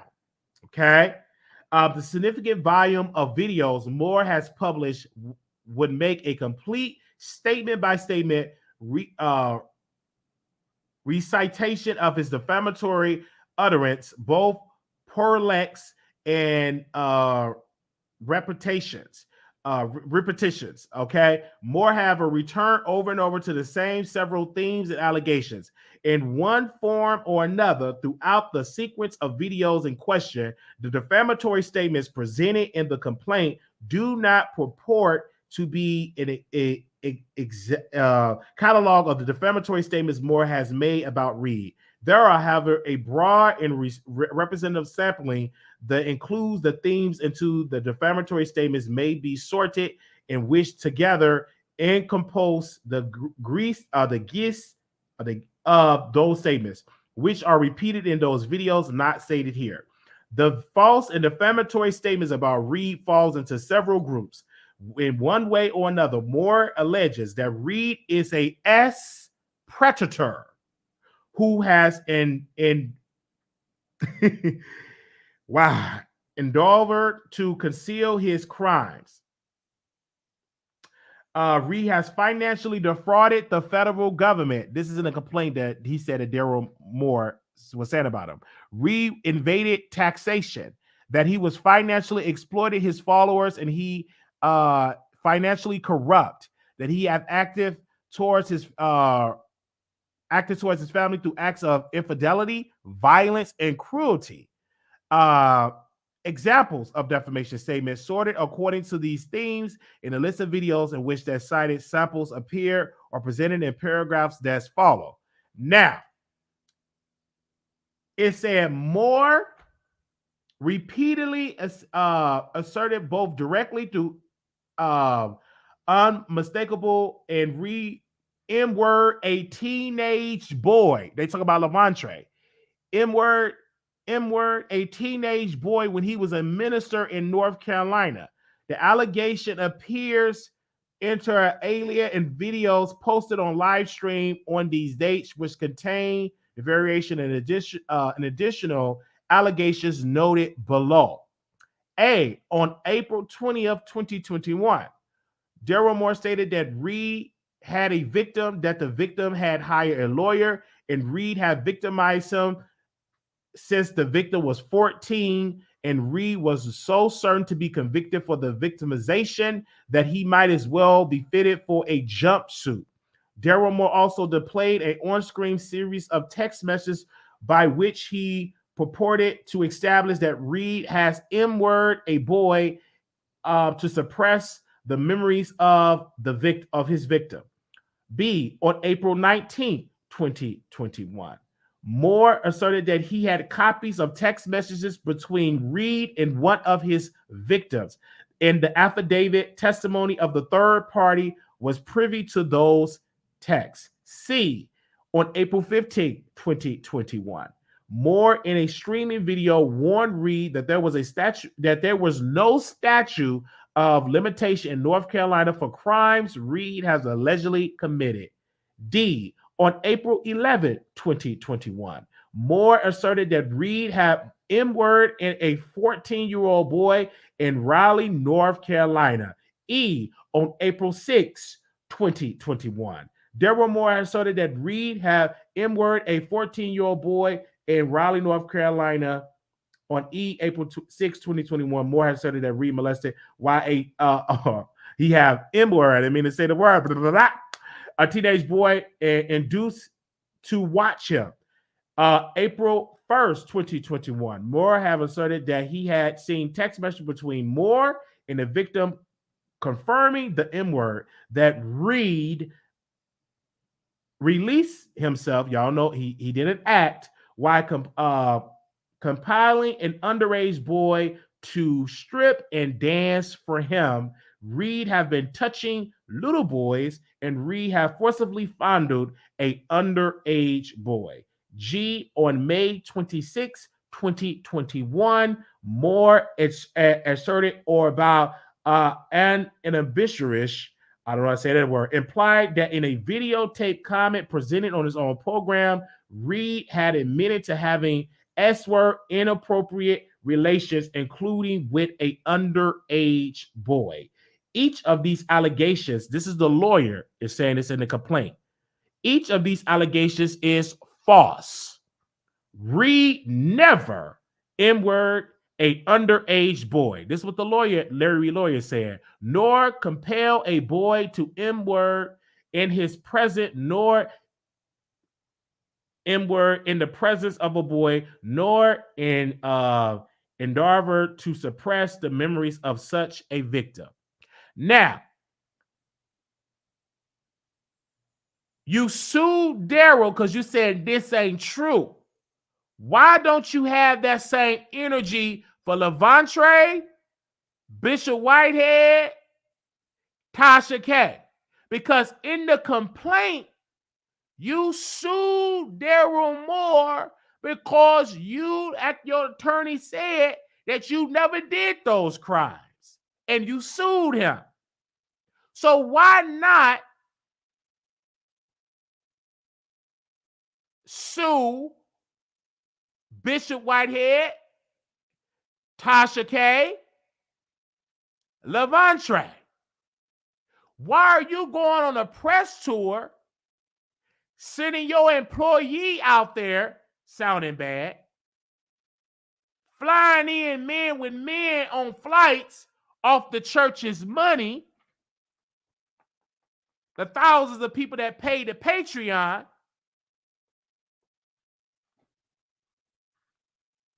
but you sued Brother Daryl? Eddie Long walked so Dr. Larry Reid can run. Bishop E. Dewey Smith is praying for the victims. We're going to do another prayer call for these victims, these alleged victims. And my prayer is, God, uncover the truth. Uncover it, God. We're going to do another prayer call. We on this case heavy.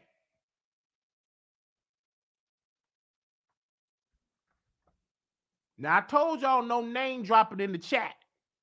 If you want a name drop, reach out to me with the Cash App, and you just type the content creator name you want to name, and it better be a good one.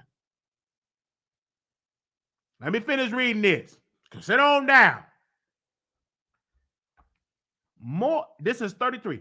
I'm on page 9. Moore has repeatedly asserted that he has a report from the police department in Raleigh, North Carolina, which demonstrated that Reid was accused of engaged the M-word of an underage boy. The report confirms this. On April 21st, 2021, Moore asserted that the address on the police report matched one of Reid's former addresses, and that this meant that Reid was the subject of that report. B, on April 1st, 2021, Moore briefly displayed a paper stamp with a certification of the authority. I don't know how to say it. Okay, thank you so very much, Passion and Bliss, for this for the super chat. Assessing that to prove the genuineness of the alleged police report, falsification of which have been a felony, and demonstrated that Reid had engaged in predatory acts involving young boys. With an S. C, on March 27, 2021, Moore asserted in a streaming videos that there existed a police report which confirmed that Reid had N-word a underage boy. Moore has attempted to bluster his false allegations by referring to what he claims is contained in a Raleigh police report. Upon consultation with the police department, Georgia Council learned that the police policy forbids the police disclosure of anything but a public cover page of the report, which the council did obtain, which substantiates none of the charges made by Moore. Moore has repeatedly stated Reid has committed other felonies and crimes, moral, including financial crimes against the United States, including tax fraud. On April 1st, 6th, and the 15th, 2021, and on March 29th, 2021, Moore said in a published video that Reid defrauded the United States of $70,900 by obtaining financial assistance offered in connection with the present pandemic by submitting falsified documentation. On March 24th, 2021, Moore stated that Reid has failed to pay federal income tax, strongly implied that Reid has unlawfully invaded taxation by falsifying the financial records for the nonprofit entities in which he is an officer, member, or shareholder. April 5th, 2021, Moore said that Reid was under IRS investigation. These statements are false. Reid has not falsified nonprofit records. This is Larry Reid, lawyer. Evaded taxes, failed to pay income tax, nor made misinterpretations to obtain aid in the connection with the ongoing pandemic. Read a little bit more, then we get into Cardi B and all that. I'm going to read this give me about 10 more minutes to read this, and then we'll switch over to Cardi B.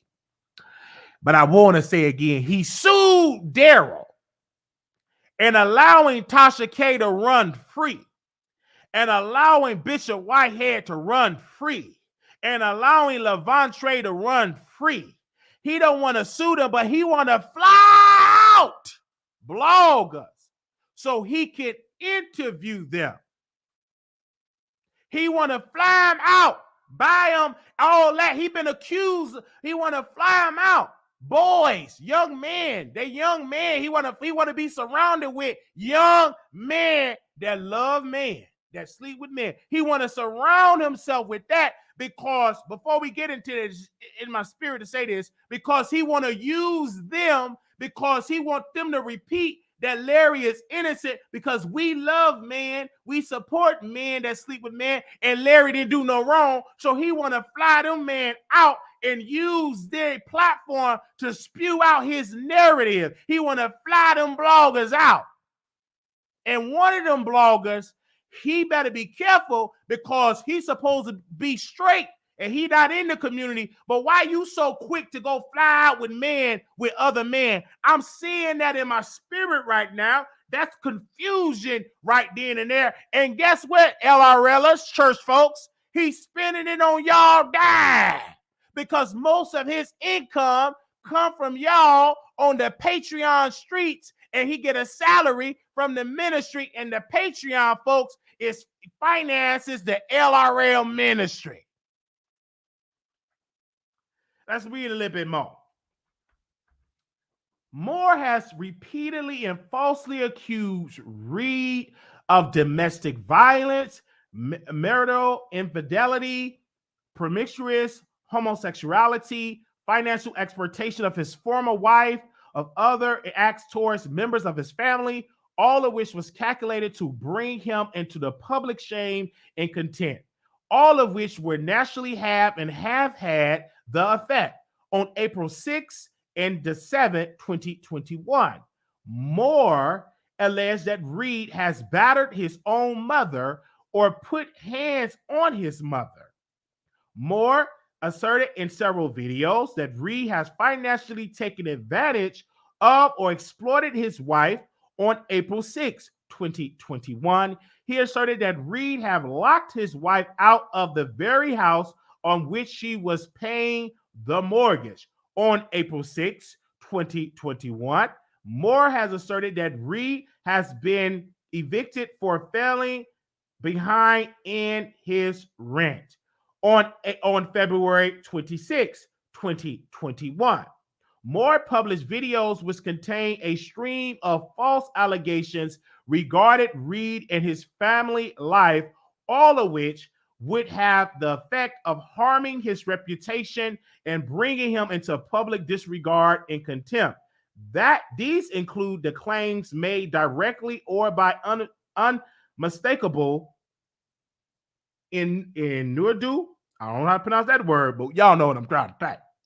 That Reid forced his wife to a child against her will, and that he engaged in multiple extramarital and homosexual affairs, and his wife cheated on him because he was unable to satisfy her S-wordly, and that he has been involved with a woman in Memphis while married and had to cover up the affair after an auto accident involving that woman. On March 5th, 2021, Moore published a video in which he alleged that Reid has failed to visit his S-word wife in the hospital because she wanted to delete herself. He wanted to visit his wife that wanted to delete herself in the hospital. That his wife has engaged in extramarital affair because Reid could not S-word her, satisfy her. Each of the allegations, informations is false.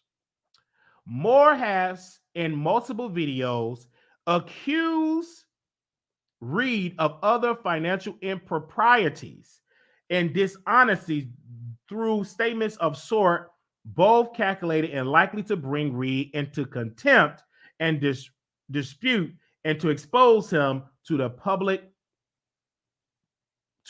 Okay. In videos that were posted or aired on March 23, 2021, and April 1st, 2021, Moore directly asserted and or implied that Reid had failed to pay musicians in his gospel ensemble money that was owed them. And B, in video stream on March 23, 2021. Moore said that Reid have never worked in his entire life, but have made a living by scamming others. Okay, we almost at that 2-hour mark. We're going to read this last page, and then we're going to talk about Cardi B.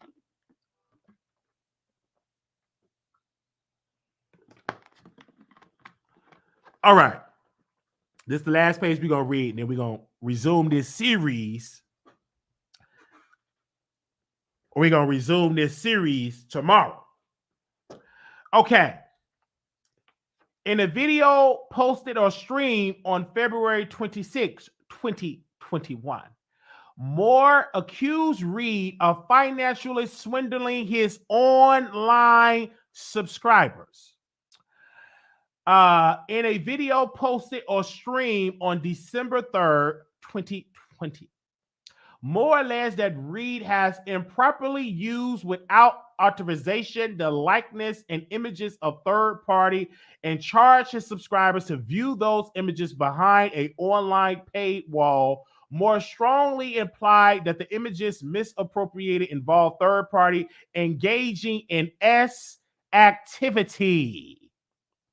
Moore stated that Reid had committed a felony by doing this. Statements made by Moore, each of them are false. This is according to Larry Reid attorney. Reid has worked to earn a living, paid musicians what they were owed.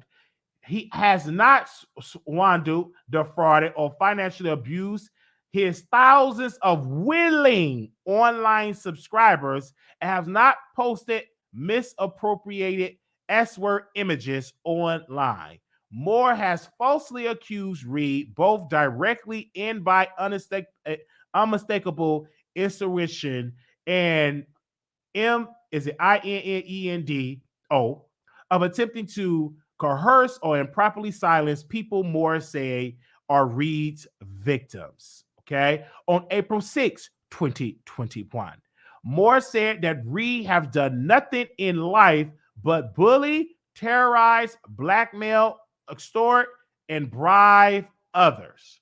On March 23, 2021, Moore asked Reid to name the lovers he has been paid off, implying that Reid was paying off lovers he has acted such a way that he need to buy their silence. On April 20, 2021, Moore accused Reid of bullying victims into silence, using intimidation in head games to prevent victims from revealing his abuse, and uses various psychiatric tactics whereby victimizers ensure the silence of their victims. On February 26, 2021, Moore insinuated that Reid brought the silence of a woman in Memphis, whom he was having an inappropriate relationship after the woman crashed her car. These accusations, this is Larry Reid's attorney, these accusations, each of them are false. Reid have not bullied, threatened, bribed, or manipulated anyone to obtain silence or suppress testimony. Moore has presented guests on his live stream who alleged that they were N-word by Reid. Guests with an S. And recant what they claim are the details surrounding those events. They have appeared via audio and video on live streams that aired on April 20, 2021, May 2nd, 2021, which claim were false, as those acts of M-word station did not occur. So we're going to stop right there. And we're gonna continue. We on page 12. We got some more pages to go. So we gonna continue this series of breaking down how Larry Reid sued a poor blogger that only had about $1,200 in their bank account, there more, and how he refusing to sue Tasha K, Bishop Whitehead, and Levantre. But instead of him using the money to sue these people for quote unquote lying on him, he's using the money from his Patreon people to fly out men with men so he can do a show and take them out for steaks and ribs and burgers. But he don't want to spend the money to sue Levantre, Tasha, or Bishop Whitehead, but he's going to use the money from the Patreon people to fly out men with men and feed them to do an interview. All right. And he's giving them money. He gave one woman $500, $200, gave another person $500. He's spending y'all money. He's spending y'all money. He haven't really went live on the Patreon to give y'all hope and with your finances. He too busy trying to cover it up and try to pretend like or presents himself that he's innocent. But instead of him suing in the courts so we could get the complaint, because that's public record, he say, I don't want to spend that money. But you going to spend the money to fly out bloggers, men with men, off the church's dime to clear your name up? That sounds like, to me, you trying to pay them to hush up. But that still ain't enough. And you got your employee, because we exposing that wicked behavior of using finances to silence an alleged victim. Larry, let me tell you something, son. You don't have enough money to silence the victim. Because if you did, you should have silenced that man years ago. But you're using the church's money that's in the complaint on page, what page is on? Using the church's money on page 4, paragraph, the second paragraph, when 7,900 patron subscriptions, which account for a substantial fraction of the LRL gross revenue. So you using some of that gross revenue to fly out bloggers. But you ain't gonna sue.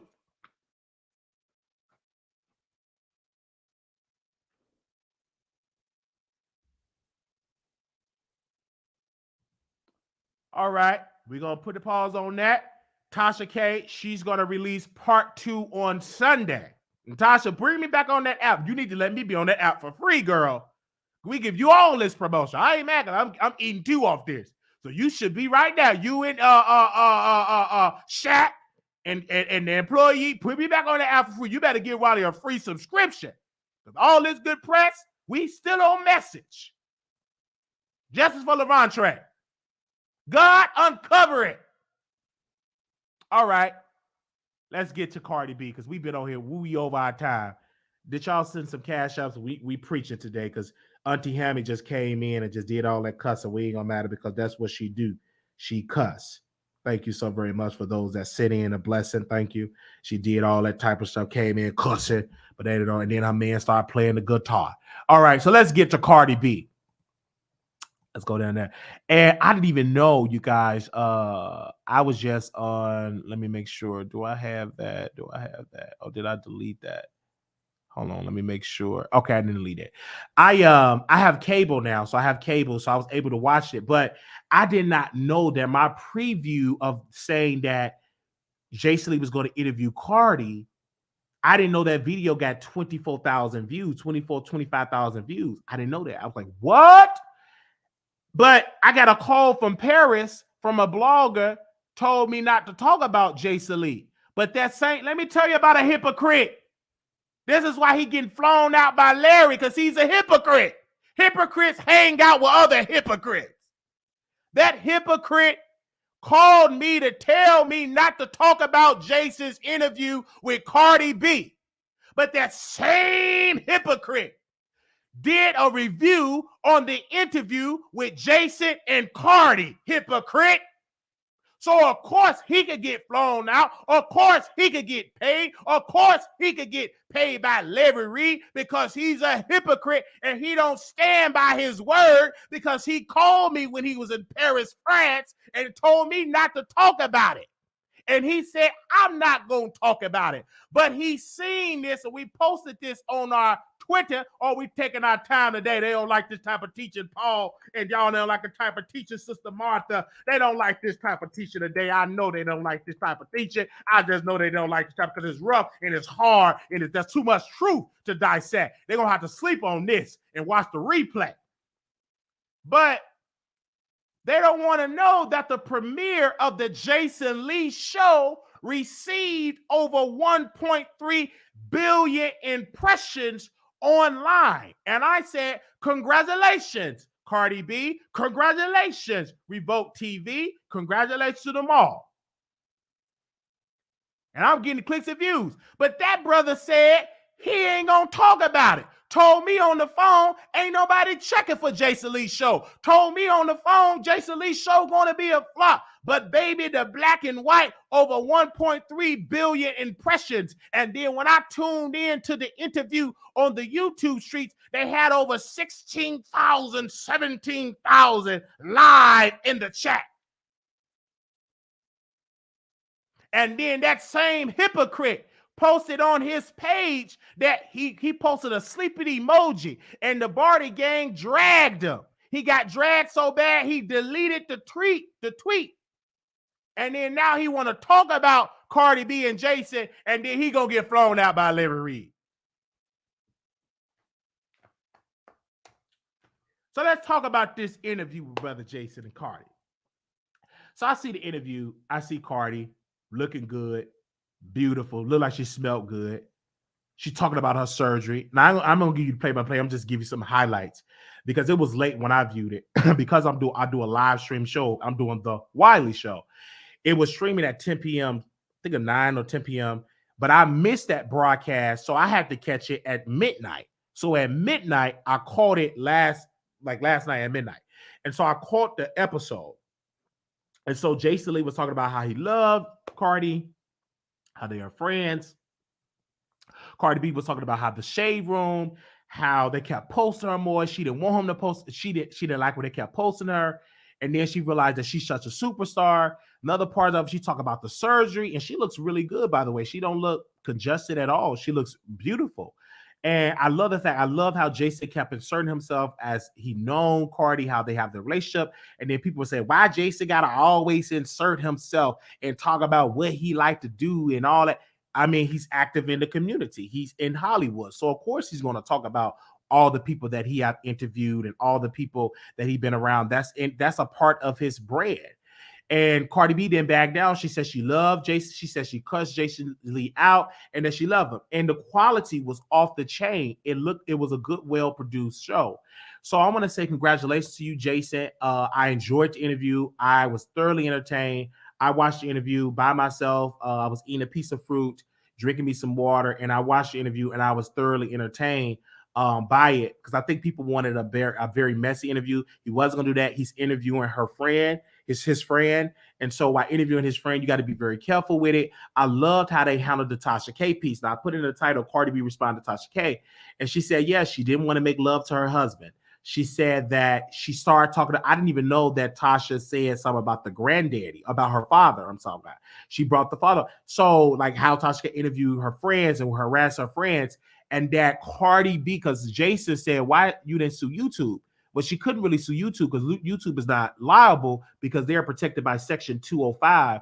And because of that section, that keeps them protected from being sued by what a person does on their platform. They're a shield from that. Okay. Because this is not, now if this was a newspaper, that's different. But YouTube is not a newspaper. This is a social media site. It's a search thing called the Section 205. And I'm going to try to get somebody that can break that down. If I'm wrong, correct me on that. And she said she called YouTube. She talked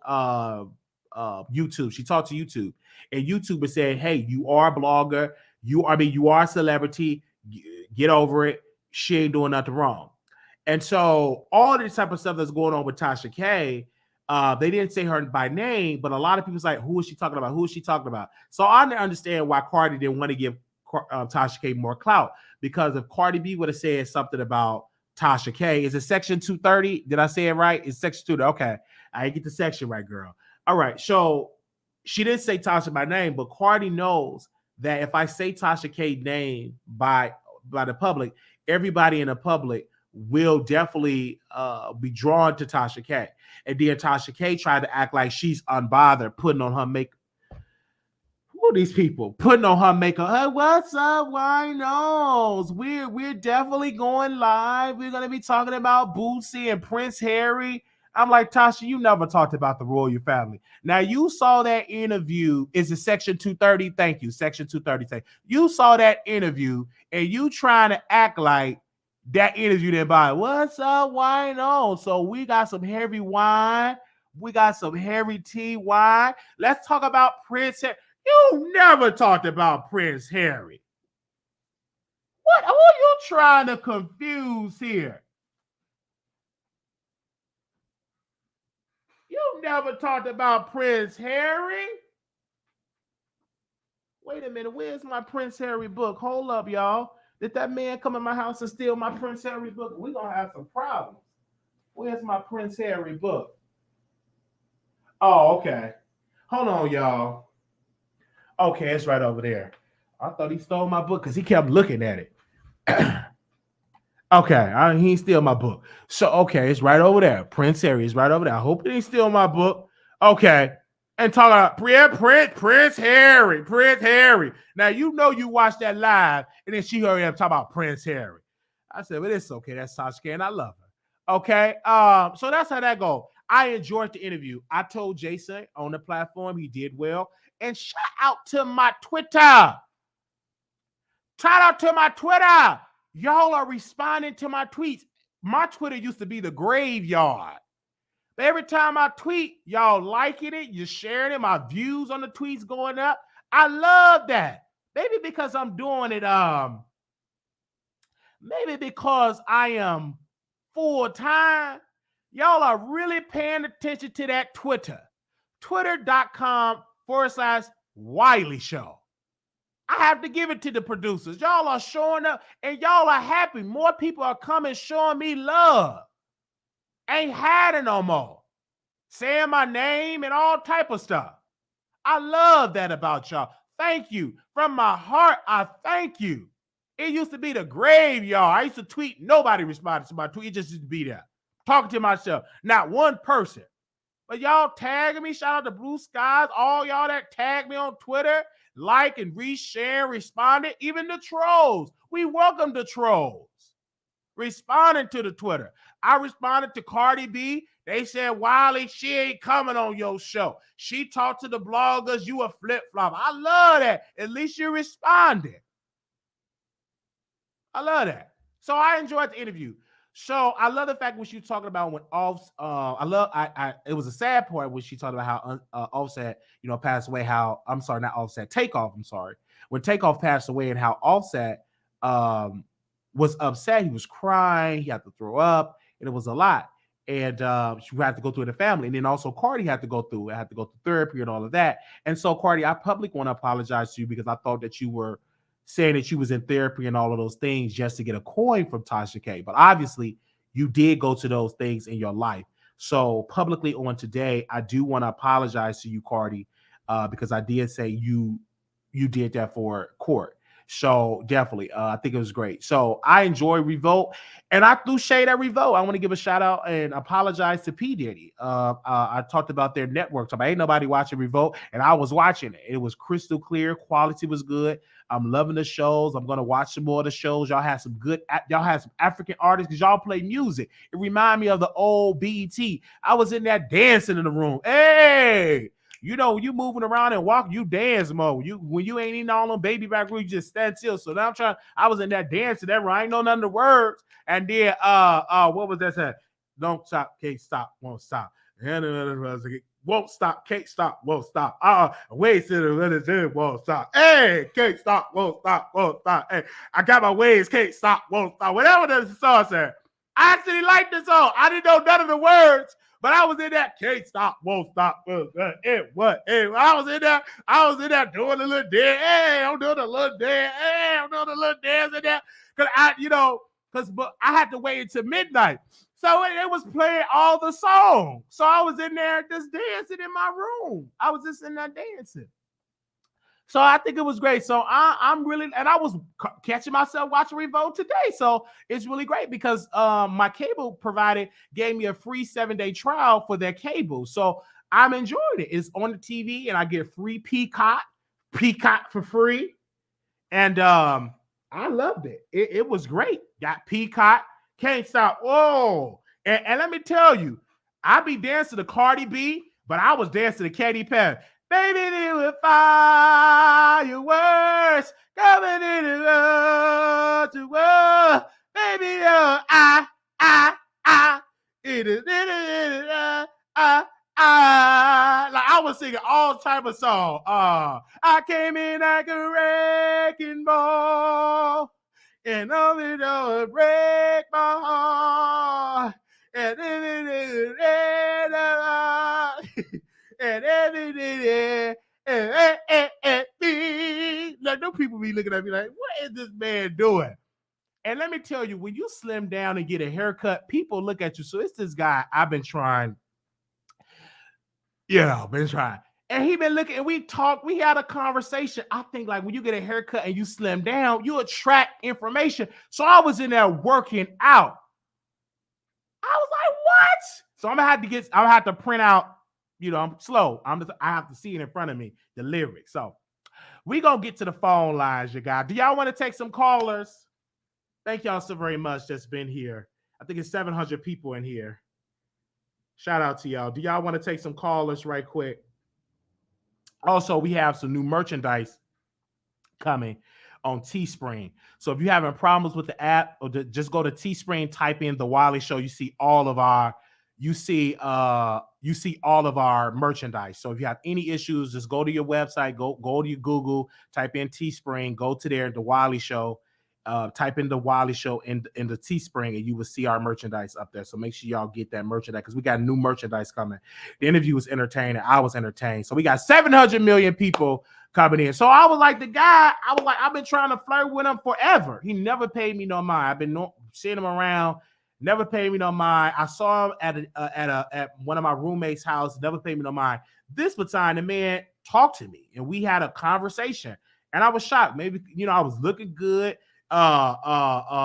Skin coming together, slimming down, and we was just walking, and I started running a little bit, and I couldn't tell him I couldn't run like that, but he was running, he was good looking, and I said, if I keep a good looking guy or a good looking woman, I ain't seen no good looking women out there, but he was a good looking guy. I was running, we were talking, we was listening to music, then we sat down.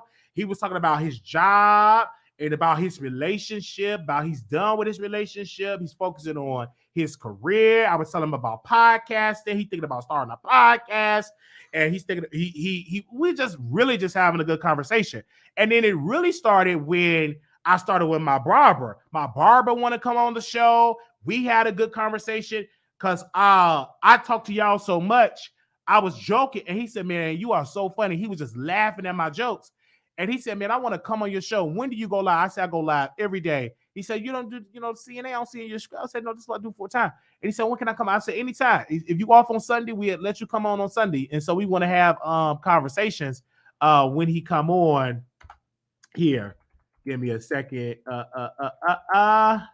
We go over the phone lines. Now let me make sure it work, okay? Give it a little time. All right. Moderators, give me 1 second while I get the lines booted up, and I will drop the link if anybody wants the link in here. Let me drop the link because I want my moderators to have that. And I was thoroughly entertained. And my barber was just laughing. He had to stop cutting my hair. I was telling so many jokes, man, and y'all got it on the show. That was like my last broadcast over there because we taking everything to members only to Zoom and stuff like that. So we're gonna start that. We're gonna start that for members only on Zoom. What did it do? I had the dates right quickly. Give me a second. We're gonna start that for the Zoom. We're gonna start all of that on Tuesday. Yes, Tuesday. We're gonna start that on Zoom. So for the members only, y'all gonna get the Zoom login. And the reason why we're doing it on Zoom and not YouTube because I'm gonna be unfiltered. So we can do a lot of things on the Zoom. Okay, my workouts, walking, I'll get up in the morning. And so if you want to join it for my Patreon and also for my members. So if you want that unfiltered conversations, we're going to have people on there, thought leaders, spiritual leaders, comedians, whoever we can get. We could definitely do it over there for the members only, because what I want to do is the reason why we're leaving that app, we giving them no more free promo because they didn't want to pay me. And I said, F that, pay me. All right. I need to be paid. I'm too funny to be working for free. Right. So until they actually respond to my emails for payment, we've been emailing them for about 4 or 5 months. We're taking it all over for members only, and then we give y'all a Zoom link. We be on the Zoom. So we actually don't share the Zoom stuff to people that don't pay. Let people pay so they can get the entertainment as well. So give me a second while I post the number up on the screen here. 972-674-9462.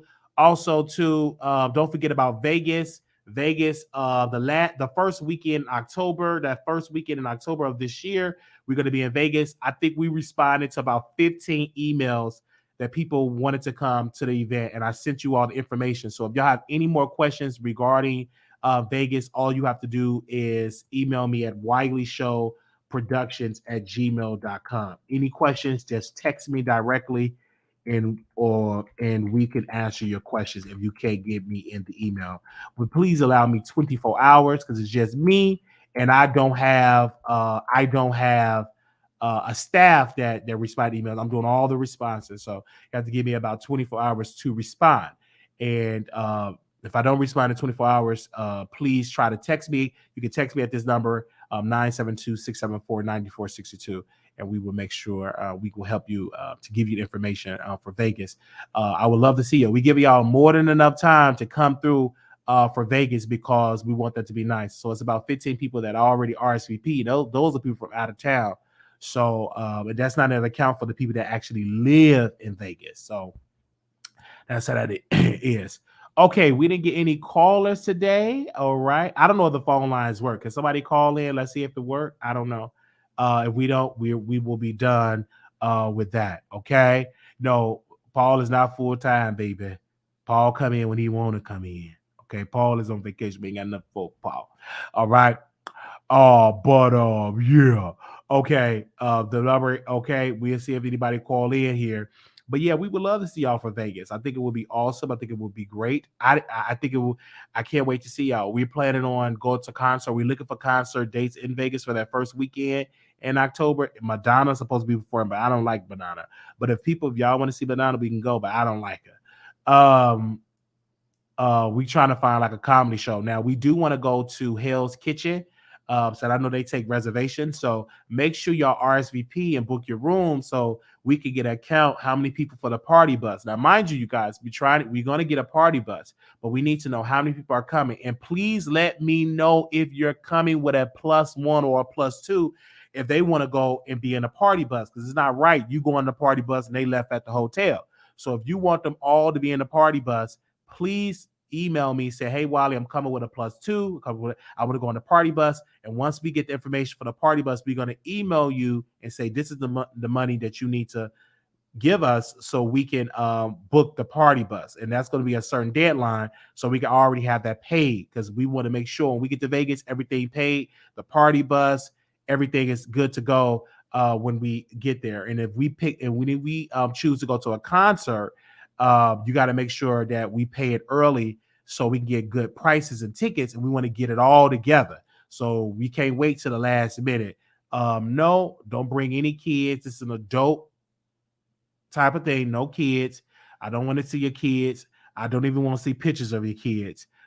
This is an adult event. And you know what I'm saying? This is a really adult event.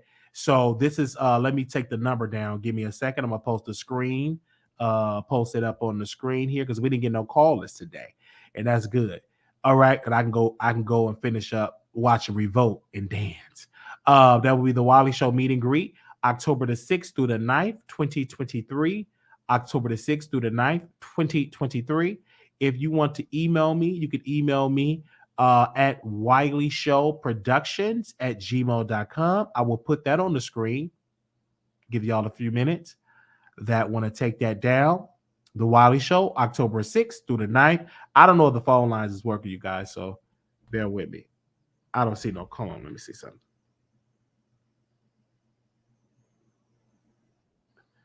Okay.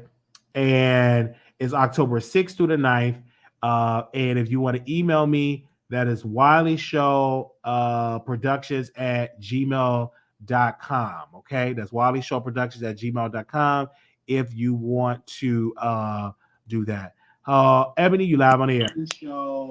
Ebony, you gotta mute me in the back. You gotta mute me everywhere you gotta mute me in the back, Ebony. You gotta mute me in the back, Ebony. All right. Ebony?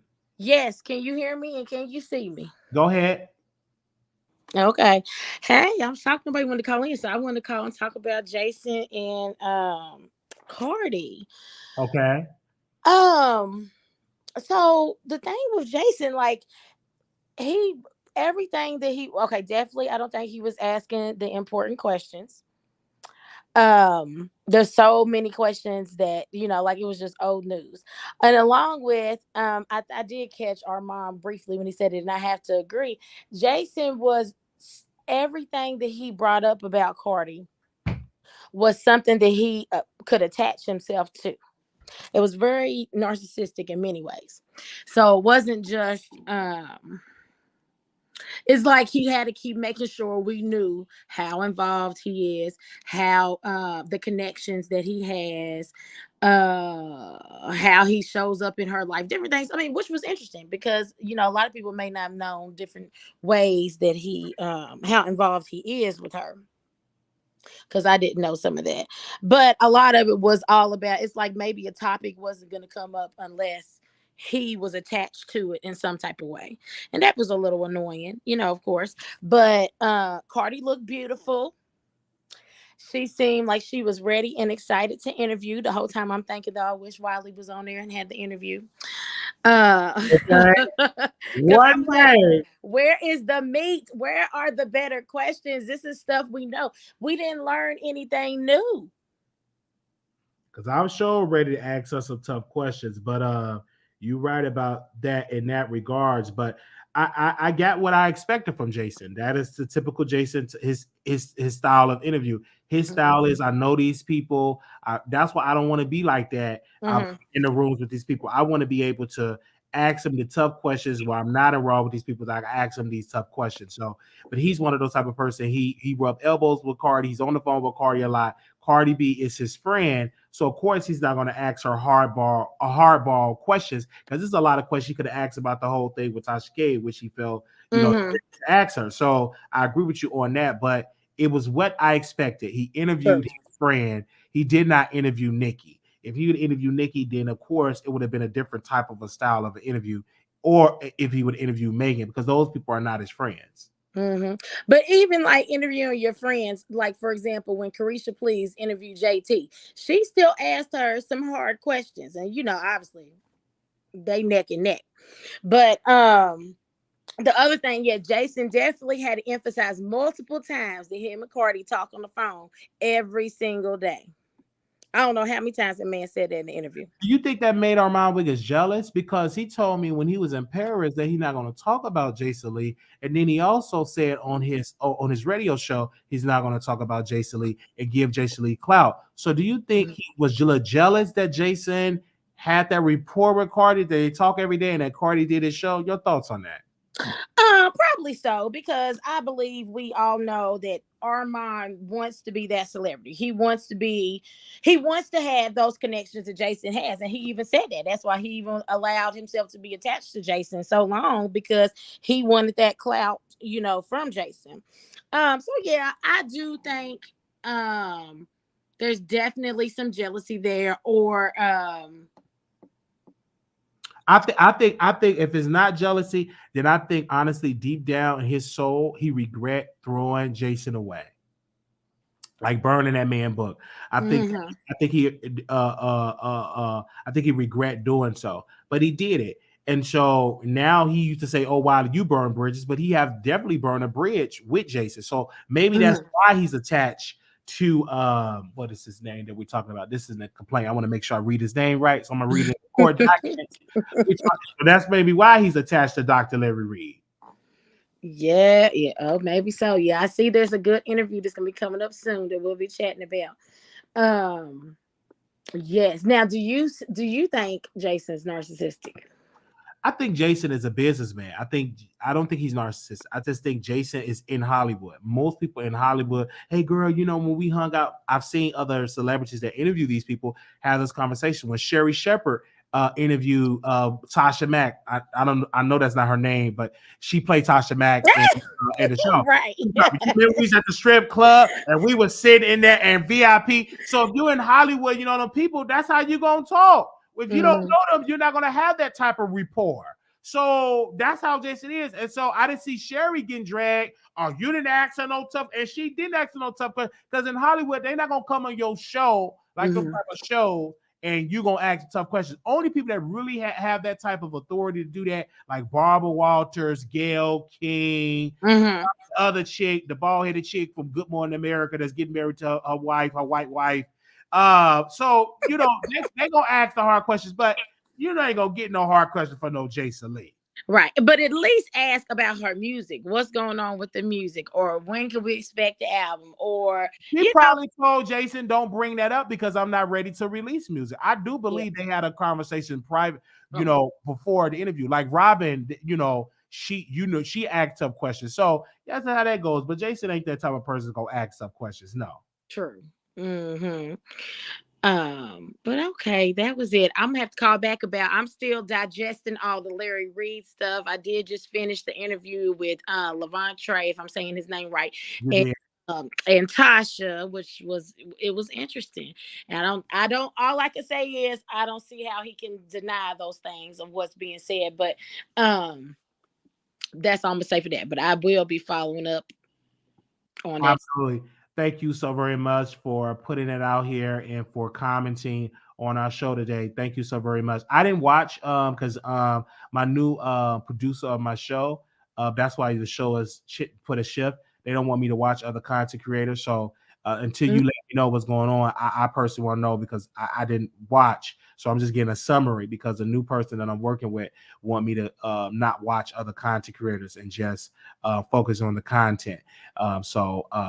But if but I will, we will be watching the Larry Reid thing because that's news, right?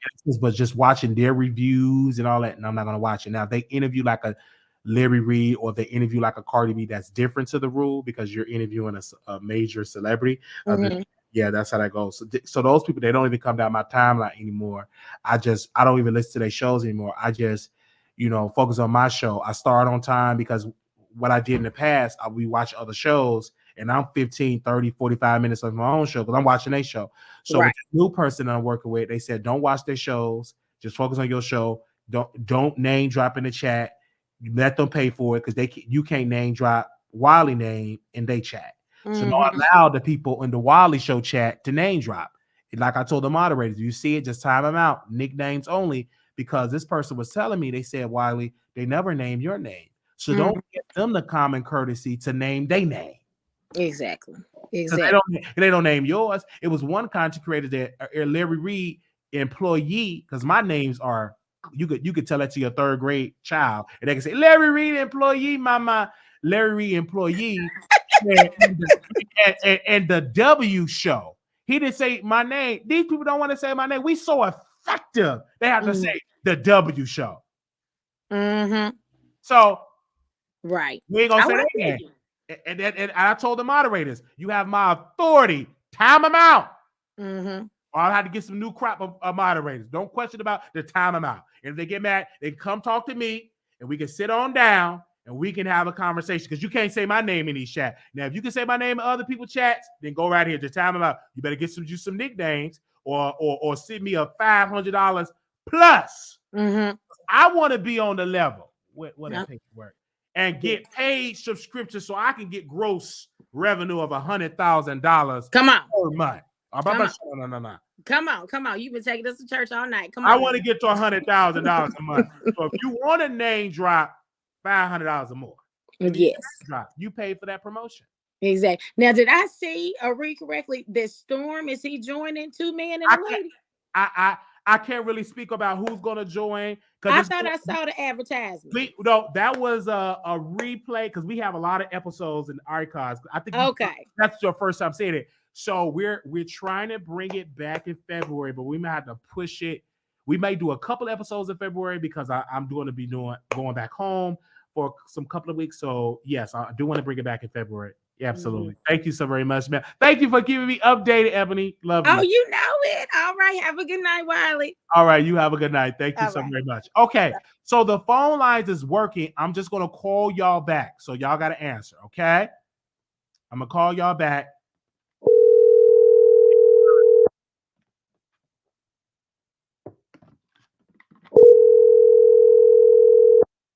I'm going to call y'all back. So if y'all calling in, I'm going to call y'all back. Hello. Welcome to the Wiley Show. I see that you called me. What you got to say about all these topics? Oh, well, I just got in shower, Wiley. I called you a minute ago. Oh, okay. All right. Enjoy your day, okay? But wait, you didn't answer. I need you to sing the song for me. What was you saying? The music that you were saying when you was listening to your free cable. Can you sing that song again real quick? Oh, okay, stop. Whoa, stop. I can't get the song. Okay, stop. Oh, stop. Like, you gotta wait. I won't learn that song. I gotta learn it. I'm gonna get the lyrics. Like, soon as we get off this air, I'm gonna go and I'm gonna learn that because I like the song. I like his son. He had on waves. He was dancing with Kodak Black. I never seen the video one day. The way they was dipping down, can't stop. Well, they was doing a Diddy dance, and I was trying to do it. I ain't doing like them. I just don't know the words, so I'm gonna print out the lyrics. You know, I'm a little slow. It's gonna take me about 3 days and 3 nights to really learn the lyrics. Wiley, who sang the song so we can look it up? Because it's very catchy. Who sang the song? It's Kodak Black, and it's one of Diddy's son. Hold on, won't stop. Give me a second. It's one of Diddy's son. He got on waves. It looked just like Diddy. Can't stop. Y'all know the name of the song because it was on Revolt, and I was watching that on Revolt. Well, who sang the song? Hold on one second, because you asked me who sang the sing the song. Hold on, can't stop. I don't know where. Okay, can't stop, won't stop. Oh, with Justin. Is it Justin? They say Justin. Oh, no, they say King Combs. Okay. Whatever, King. It got 18 million views, and I got the lyrics right here, so I'm gonna definitely do it. Can't stop, won't stop. Won't stop. We'll upgrade it for the last tour. Okay, I'm gonna have to learn it. I'm gonna have to learn it. Okay. All right, one more question before I finish my shower, Wiley. Thank you for saying this to me. I appreciate it. Has Larry Reid, since you started doing the coverage, right? Yes, ma'am. Has Larry Reid tried to reach out to you and have you received $500 or $5,000? I have not received a dime, not a phone call, not an airplane ticket, not $1 million, not $2 million, not a letter, nothing. Okay. All right, thank you, man. Oh, and hold on, was Kane J upset with you for releasing the phone call recording? I don't know. I can't speak about that. He will have, okay. It's still up there. Thank you, Mel. Okay. You welcome.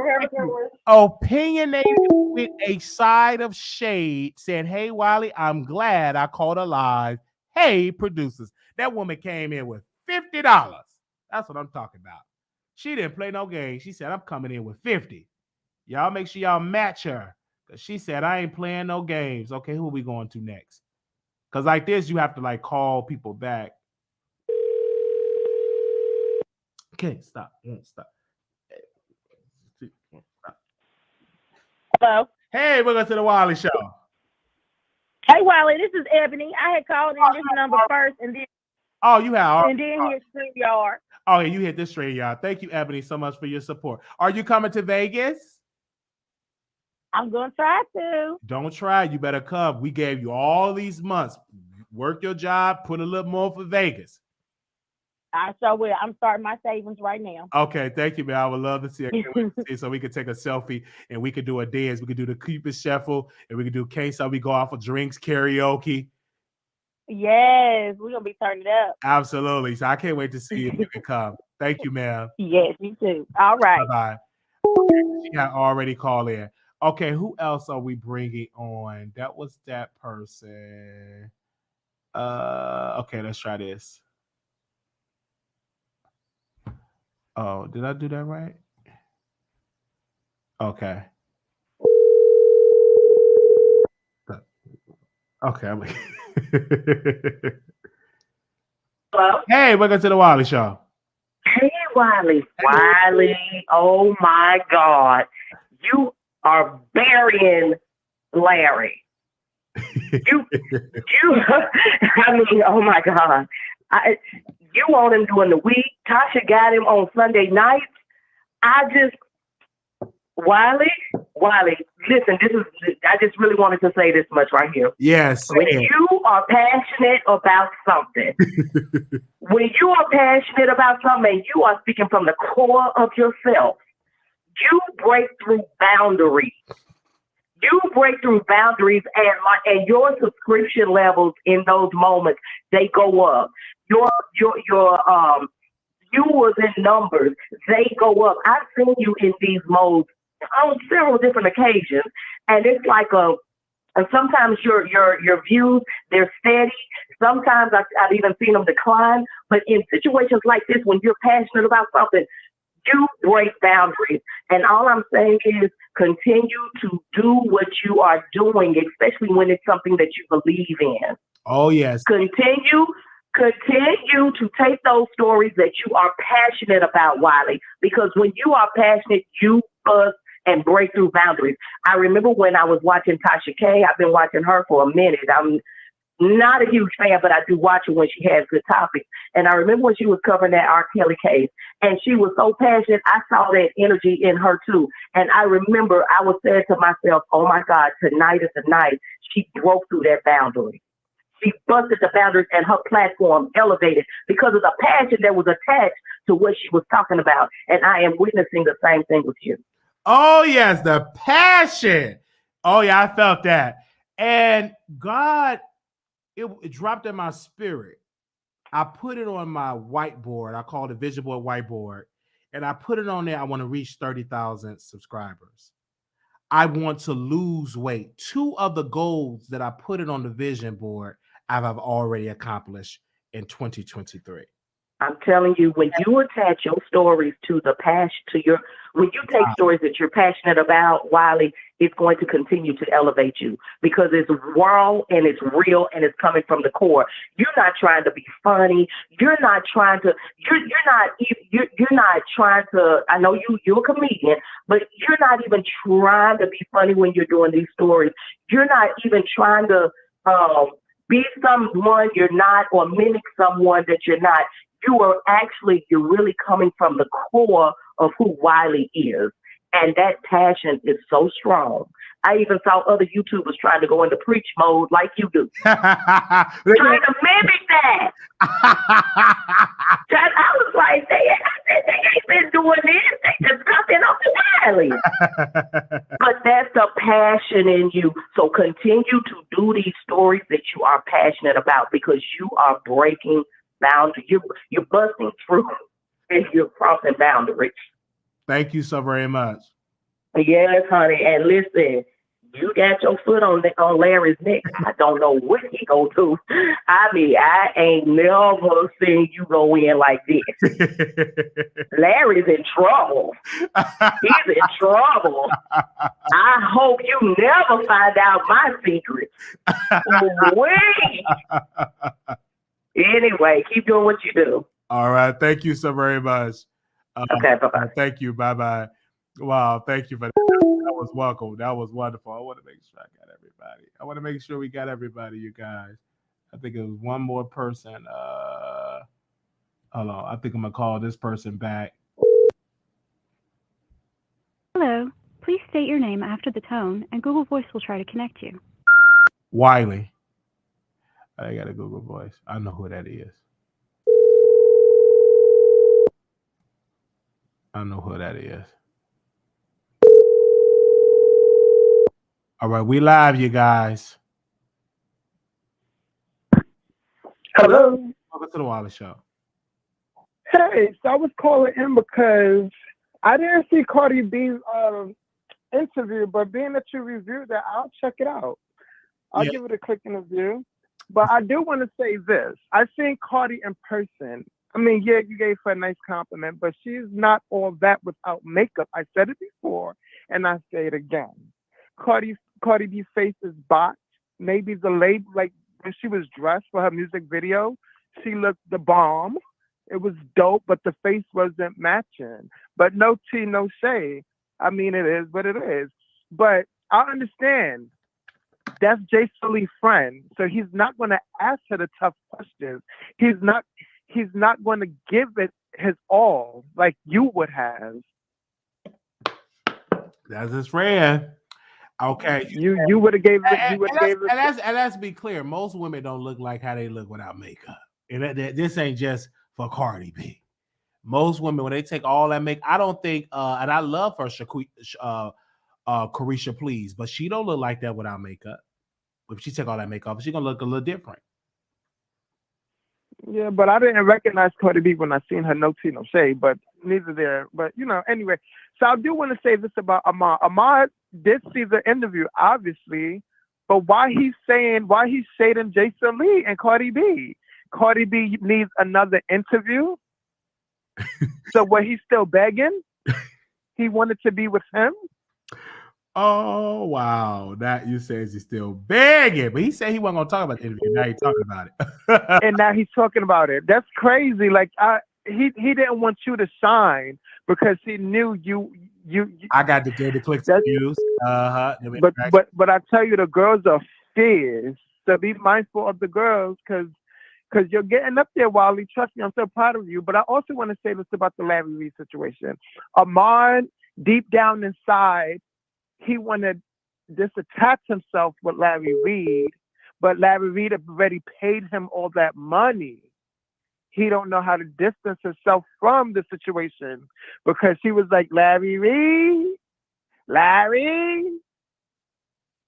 it's something that's not adding up. And now he's going to interview Larry Reid. So now he's doing it for a quick interview. Mm-hmm. But also Larry Reid already said that Amon got cakes, in other words. You know, New York, we say cakes, but he said bread basket. Uh-huh. So like, is it going to be like an honest interview, or is it just like, because he said you got cakes? Like, he's flirting with Amon now, because that's what he was doing. He flirted with Amon. So how is that going to be like a dope interview that's going to get straight to the point? It's favoritism. Fact. It's to try to build his character back up, but I don't think it's going to be a fair interview, if you ask me. But I'm going to jump back in the bushes. Keep going, man. Absolutely. Thank you so very much for your support. Thank you for calling in and giving all the support and following us for many, many years. Thank you. No problem. No problem. Bye-bye. Okay. All right. Cake Stop. Well, that song is in my head. Okay, who else are we going to call? Wow, y'all are calling in. So give me a second while I get y'all on here. Okay, let me go to this. I'm going to call you back.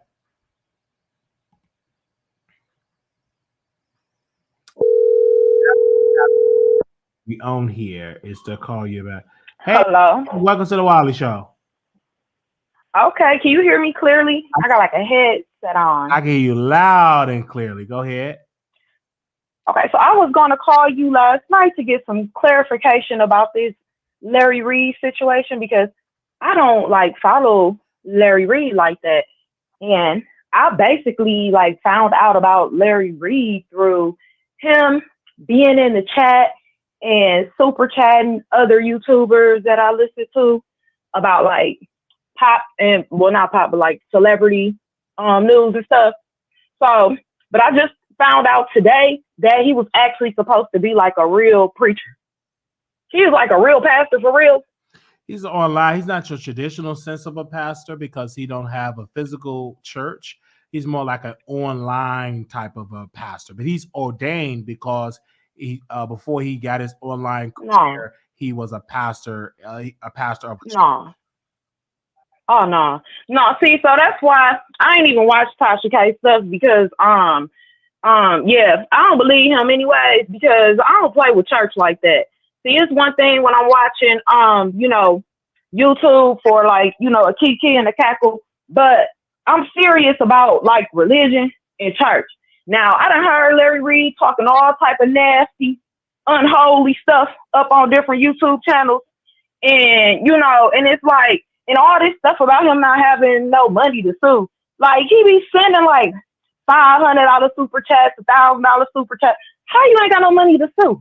And so, like, I'm like, and, you know, I ain't perfect, but I read the Bible, you know?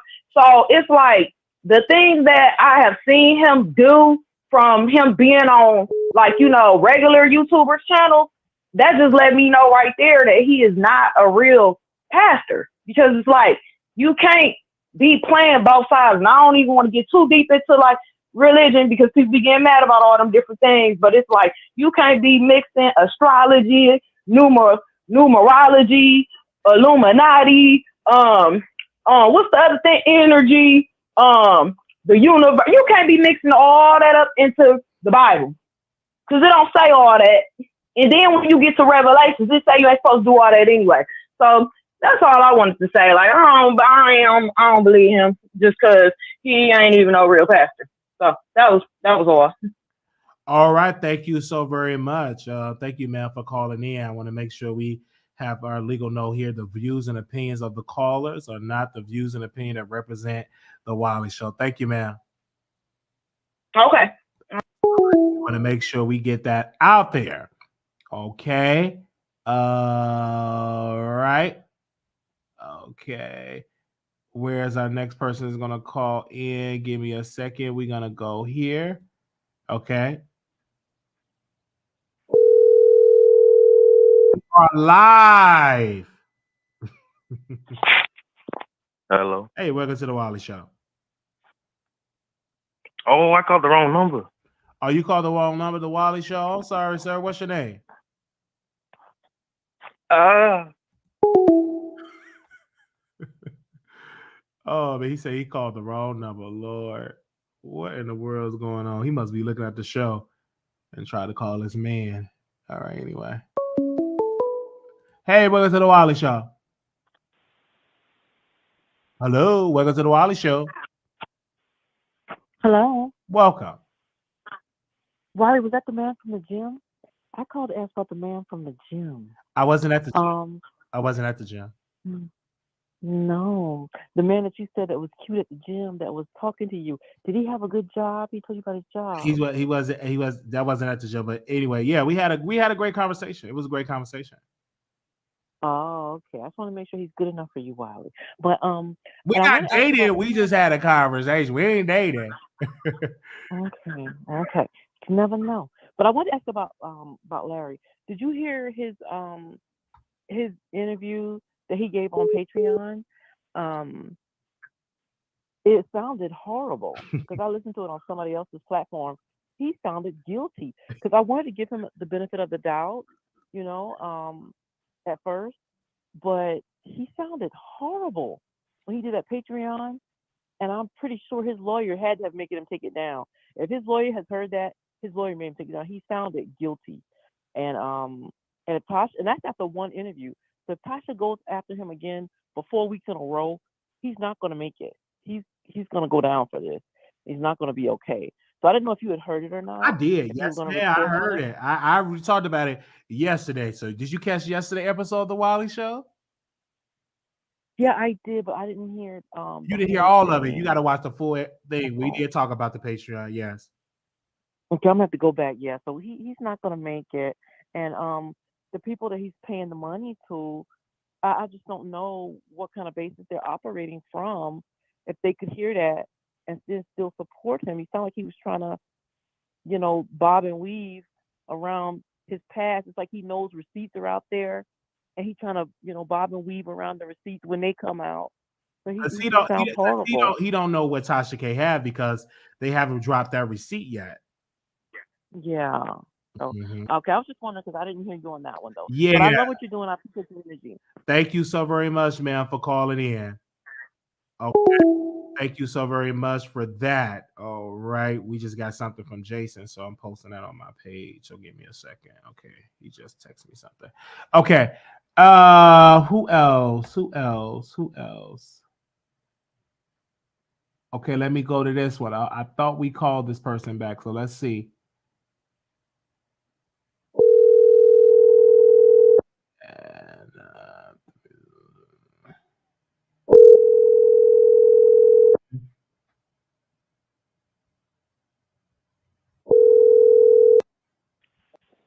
Hey, welcome to the Wiley Show. Hey, Wiley. Hey. How you doing? Doing well. God is good. You looking good up there, good brother?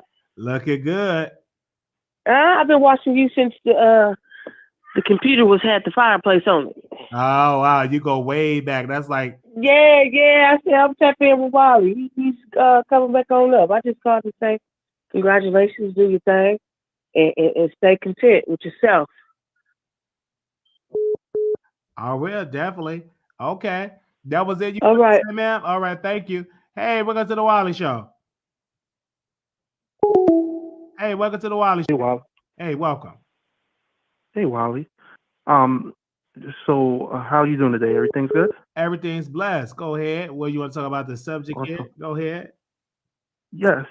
I was just wondering, that interview that you played with King Jives, you told him you wasn't recording him, but apparently you was, right? I talked to my attorney. I could legally do so. Okay, but your bond is your word. I don't care nothing about my word. The word means nothing. I talked to my attorney. My attorney said I'm legal to do so. Okay. All right. I talked to my attorney. He said, put it out there. We in a one party recorded state. You can do it.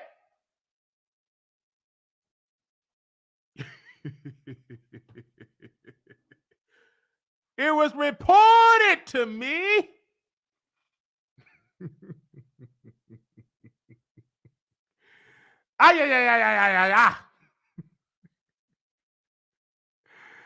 Texas is a one-party recorded state. And we can do it. Monday, Tuesday, Wednesday, Thursday, Friday, Saturday. So we got some hot topics that's coming. I'm glad. Hey, welcome to the Wiley Show. Welcome to the Wiley Show. You got to turn me down the background. I'm trying to bring y'all on. Make sure your background is silent when you call in. And so, yeah, we got a show we're going to do on Friday. Oh, man. You think we got some shows now. We just getting started. We just getting started. Bishop Whitehead reached out to us. Shout out to Bishop Whitehead. I said I'm going to be in that courtroom because I don't know. He innocent until proven guilty in a court of law. So he reached out to us. All right. Make sure we turn down in the background. Welcome to the Wiley Show. Hello. Hey, what's up, Wally? There you go, brother. Go ahead, brother.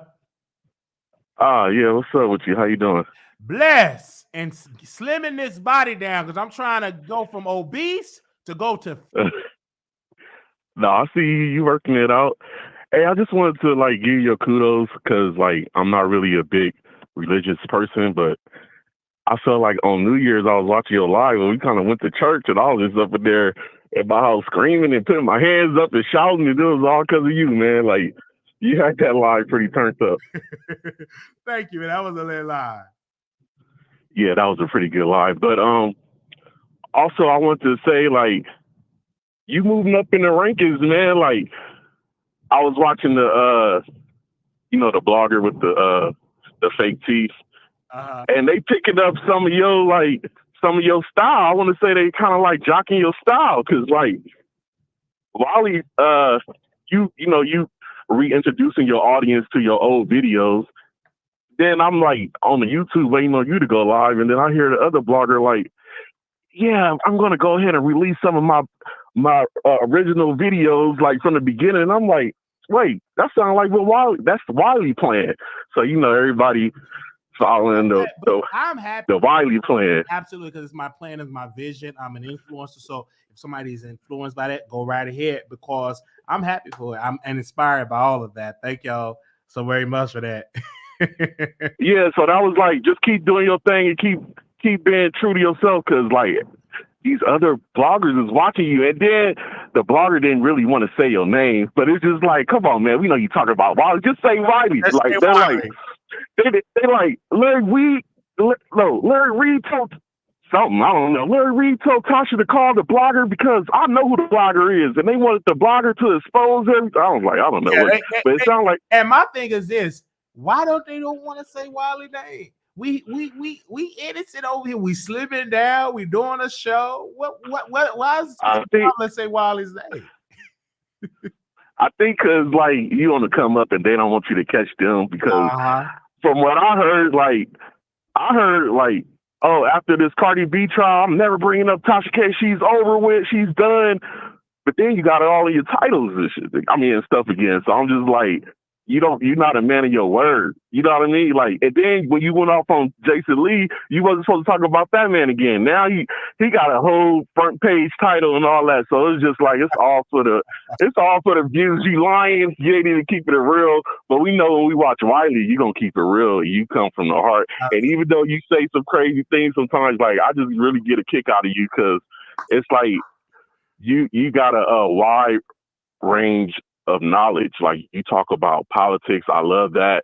and you be with like the shady stuff, but your shady stuff be so funny though. Like it's just the things you say, like you be having me dying, man. So I was just calling you to let you know, like, thank you, keep brother. doing your thing. All right, and don't be so mean to your chat, because when you come up, you know you can turn into another person. Don't do that, because we all here coming up from you. Okay. All right, brother. Thank you. All right, go. All right, now. Hello. Welcome to the Wiley Show. Hey, Wiley, I got a quick question for you. I didn't see all the, videos you did, but how did you and Larry Reid get into it? I thought y'all was all good. Can you hear me? Yeah, I can hear you, Wiley. Can you hear me? I can hear you. You asked me a question about Larry Reid. When these allegations came, Larry said he was going to sue Tasha because Tasha said no, allegedly he's going to sue. He didn't sue. And so when she interviewed Levantre in part 1, Larry failed to go to his Patreon. It took him a couple of days to do so, to address it. And he addressed some of it on his YouTube page. And then he went behind the Patreon with his ex-wife, whom his ex-wife was not living with him at the time because they were divorced. He was having Shamarco and other people of the church, but they wasn't in the place when this alleged incident happened with this 15-year-old teenager, Levantre. And so I decided to withdraw my financial support because I was on Patreon for a long while, paying $12.99 a month. So I decided to withdraw my financial support because I did not like how Larry Reid is operating in handling these allegations. He's not handling it as, in my eyes, like a man of God. He's handled it to me like he has something that he's running from, something that he have to hide. And when he did the press conference, he did something else that I didn't like. He decided to turn off the comments. So when he turned off the comments, you are forbidding the public to comment about what you are saying because you don't want to answer those hard questions. I get that, but I just feel like at one point you and Larry Reid was on a good term, but I feel like, think about Tasha K, the things that she do. You don't think that the fact that it's about, at one point her and Larry Reid supposed to did, well, I looked at another YouTube, I want to mention, because I know y'all like to mention the different YouTube, but you don't think it's something about him and Tasha K supposed to did a collab together? No. And I think it's the thing, and that prophet, you're something wrong with your prophecy. You need to go back to seminary because I know how Tasha K operate, and I don't hang around with prophets.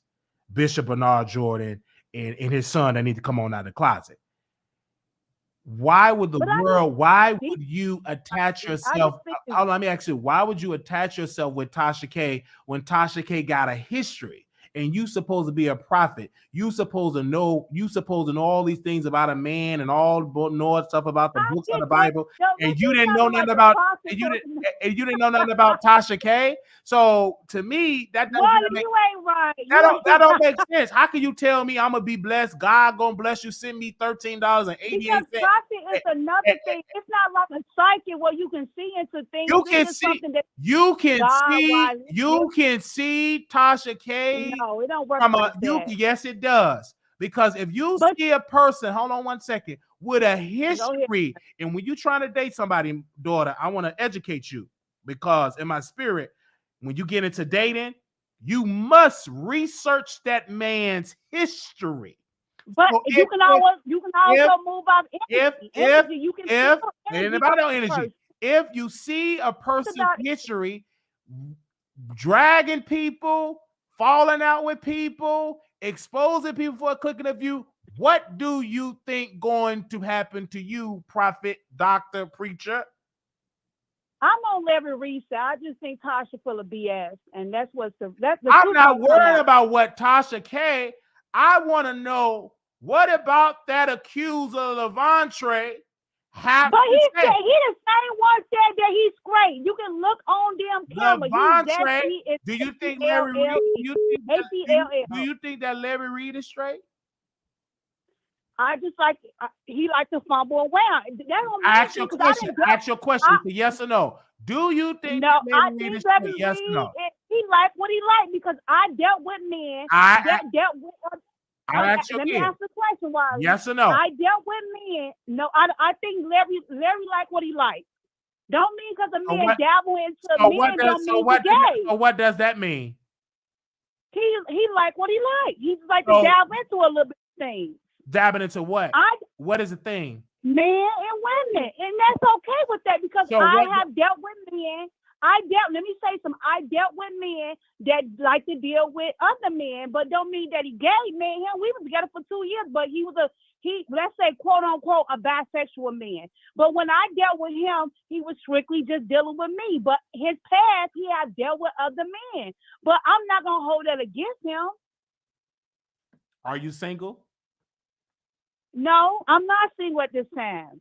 Who are you dating now? A straight man or a man that's dabbling? I am dating a straight man. Are you sure? I'm he's dating straight? a man that like women now. I'm not gonna are say you straight. sure? I'm dating a man Are you that sure? like women at this time. Are But I you have sure? dated Are you men sure? that dealt with men and Are women. you And sure? I don't think nothing wrong with that. Are you And sure? you a gay man yourself, so you correct. a man too.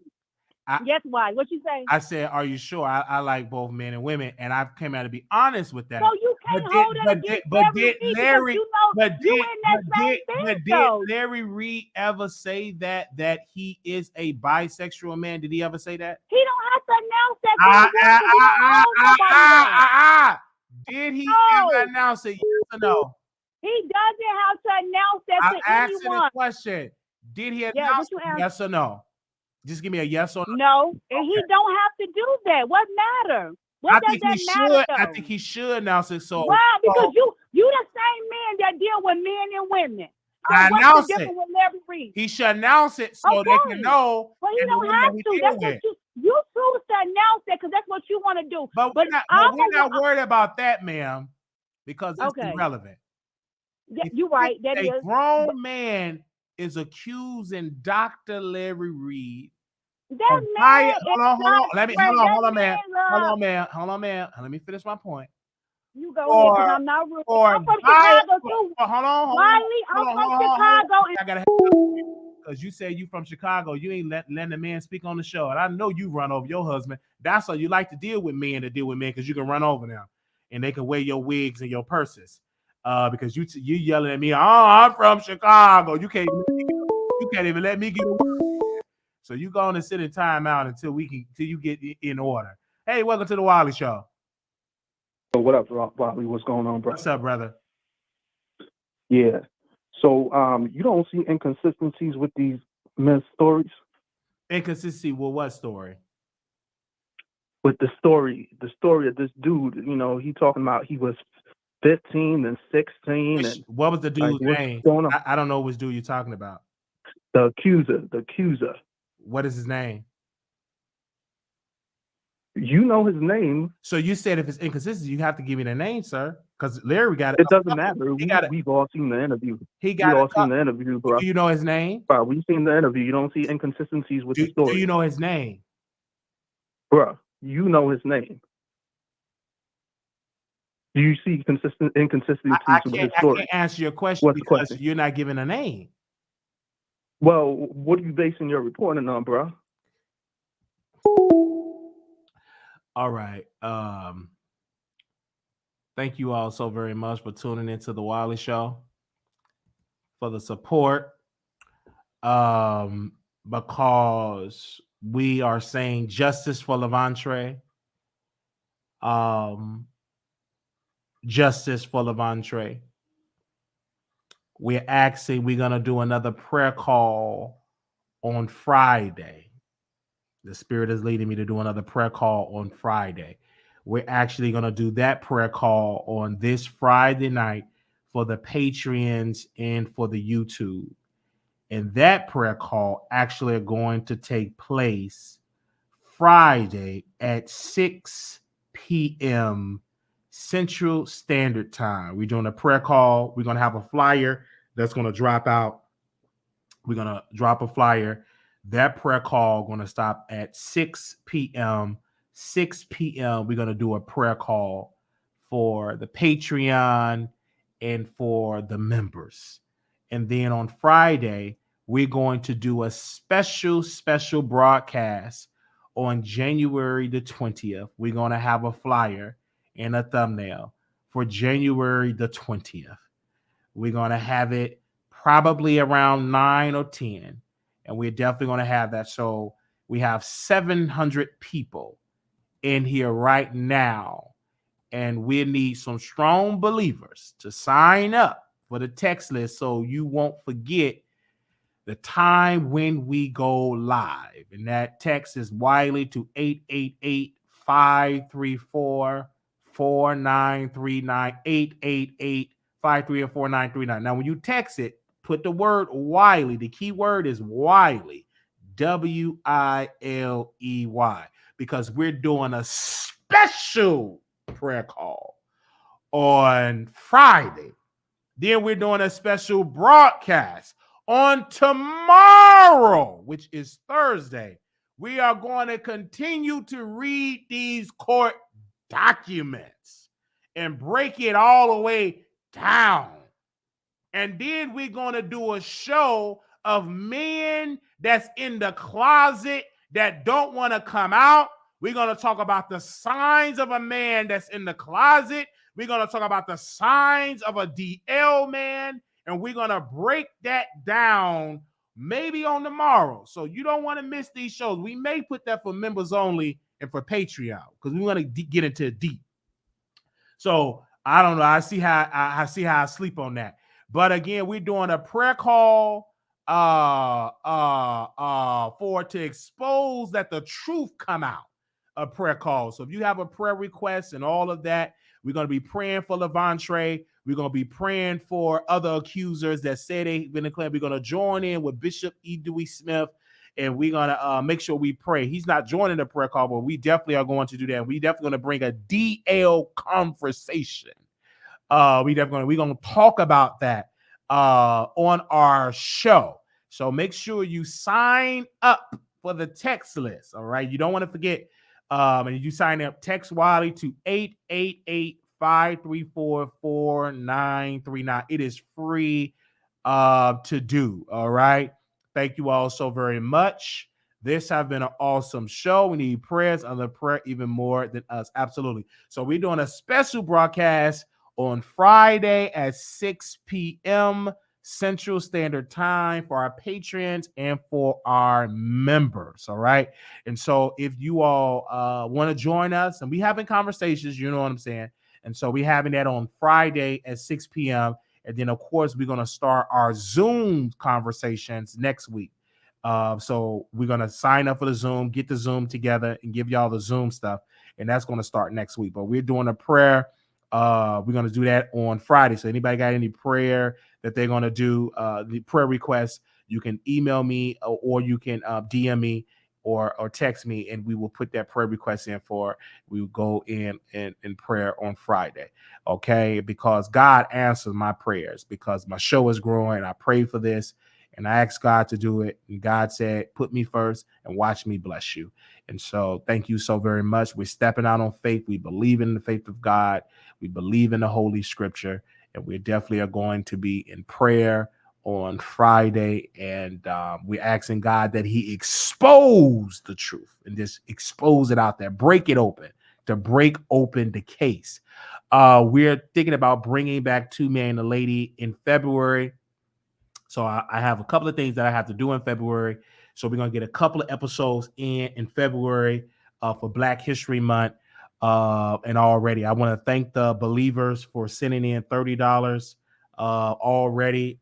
If anybody want to contribute to the broadcast, you can already paid your bills. You want to contribute to our show. You were entertained. You could cash up us at $ Marquise Wiley 28, and you can send us a blessing to us, $ Marquise Wiley 28, and then you can send us a contribution. Some of y'all have already sent your $30 and say, hey, Wiley, I sent 30. I want to send 30 more dollars because we're upgrading and we're trying to have more in-person interviews. So we got to get more chairs. We got to get more microphones because we're going to bring a special guest here And this year we're not interviewing people on, in my house, only people that I know. So we have to pay for a venue or a studio to do that. So that's why we want to make sure our account is up there for our show. So if you want to contribute, whether it's $5, whether it's $1, whether it's $2, because all that add up if you are believers to come over there. All right, we're going to do an after show for our members and our Patreon people. So again, we're going to do an after show for our members and our Patreon people. I'm going to get the link together and drop it in there for our people in there. I'm going to talk to y'all for a cute little moment. We going to have y'all in here for our members and for our Patreon. Okay. I'm going to get that together.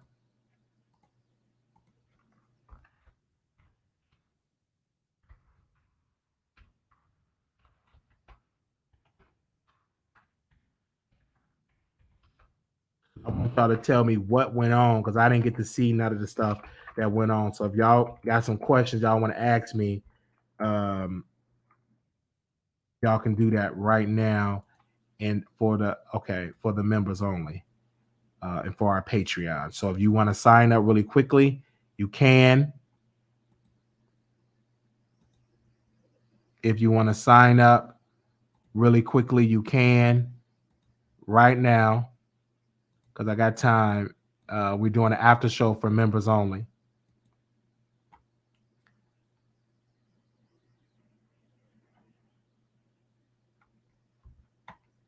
So if you want to sign up, make sure we get that together.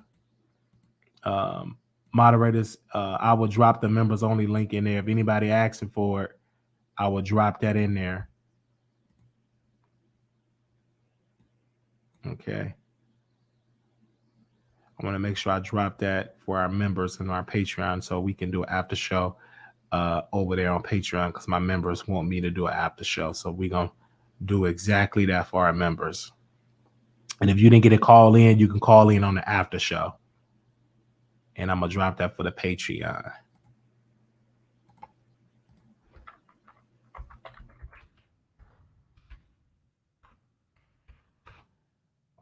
Give me a second because I know some of y'all want to do it. Let me make sure I'm not reading the chat, you guys, because I don't want to be distracted.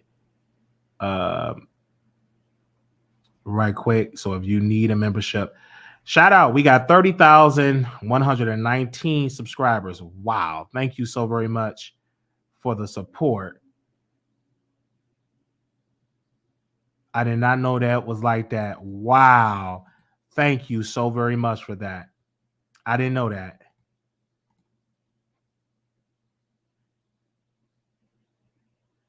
Thank you so very much for that. I did not know that we have that. Okay, let me drop this on the Patreon. Look at God. Thank you, Jesus. Thank you, Lord. God is doing wonderful things in my life, and he's doing wonderful things in your life. But you must put God first. You gotta put him first. Pray, fast, work on your diet. Stop eating all that fried food and toxic sodas. Detox from all of that energy and detox from negative situations.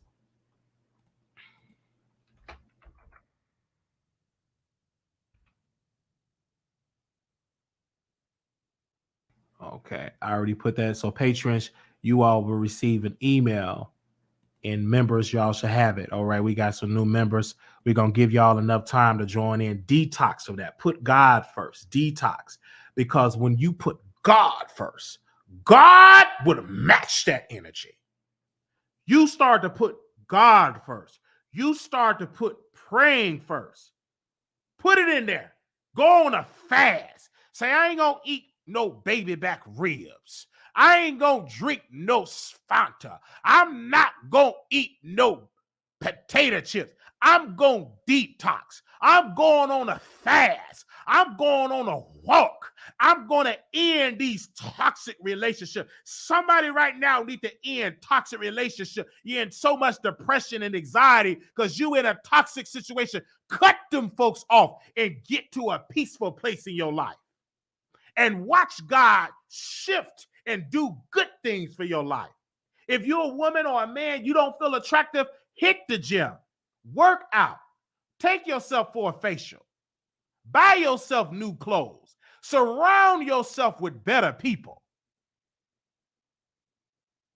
Get away from people they always talking about you negatively, calling you ugly, calling you this, calling you that. Get around people that want you to be strong, that want to invest in your business. Instead of being in your business to be messy, to bring you down. Get around people if you have a business that take your business. God have blessed a person in my life, took this show to the next level. And I'm humble enough to allow that woman and that man or whomever that's around here to be able to give me ideas. Because God going to say, brother, you weak in this area, so I'm going to send you help. You a little weak in this area, so in that area, let me send you some backup. That's why Jesus had to have him some backup. He had some disciples. So God sent somebody in there, and they remember, and they've been blessing me ever since. We bless each other.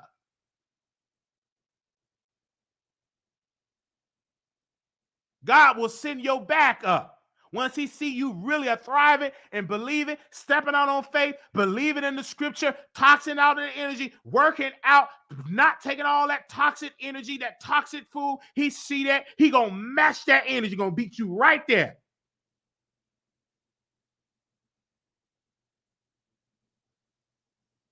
Woo, I feel like a praise break. Right then and there. So we're going to do an after show on the Patreon and for the members. Join right now. We already got content available for the members. So we're doing an after show, and we're doing none of it. And then we're not going to do after show every night because that's a lot. But we're going to try to give some after show, pre-show, bring special guests, and some of y'all will want to come on as well. But I do need somebody to tell me what went on out there in them YouTube streets, because I wasn't there. I wasn't watching. So y'all going to have to educate me of what went on out there. On the morrow, and that we will be going over some more of these documents. Tomorrow, we on page 12, and we got another stack of documents we're going to do. And that's Thursday. We're going to finish up reading all of that on there, okay? And everything like that. So, and whatever Larry interviews that we do, we will break it down and give our input on there as well. And of course, on Sunday, we're gonna have I believe we're gonna try to have a Sunday service. We don't know. We're gonna try. I got to work on my sermon, and I know what I'm gonna try to do. I get in the scripture, and so I really want to try to do. I've been so busy, I can't, in the scripture and all that type of stuff. But I believe a scripture that I do want to do a message on, and so we're gonna be reading the word, and we want to make sure we do our Sunday service. It's not gonna be all long, all day, whatever the Lord lead us. But we're gonna try not to have it an all day event, and so it's gonna be the Wiley way of what we're going to be addressing. Thank you so very much, little black boy. You're beautiful. Thank you for those that give. I want to make sure people are on the right now that is on the joining the memberships. I want to give them enough time to join. Thank you. Someone sent a blessing. Thank you. I see it. Thank you. Little black boy, you're beautiful. Little black girl, you enough. Time's gonna get hard, but put God first. Little black boy, you're beautiful. Little black girl, you enough. When times get hard, put God first. and watch him move in your life. Put him first. Wait, Wiley, I can't put him first. I got to put Pookie and Ray Ray. No, that ain't how it works. Put God first. And then watch him change everything in your life. You put him first, and then everything else gonna fall in line, because that's the order.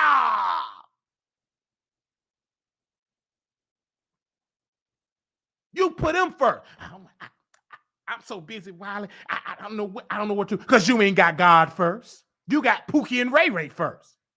You know what, brother, why you ain't focused? Because you got Shirley, and you got Pauline, and you got Cynthia, you got Pam, Sanitra, you got all them women first. You need to put God first and watch him move in your life.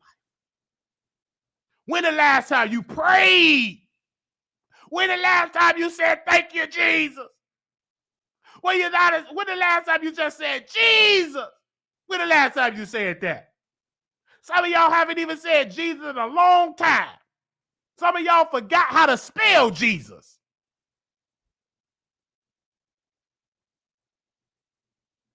Oh, we got PayPal. Give me a second. We got PayPal. As well. We here.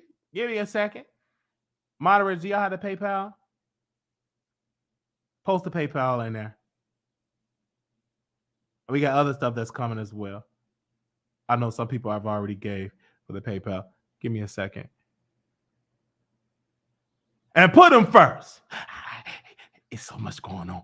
You ain't got God first. That's why there's a lot going on. You need you some backup. The greatest backup is God Almighty.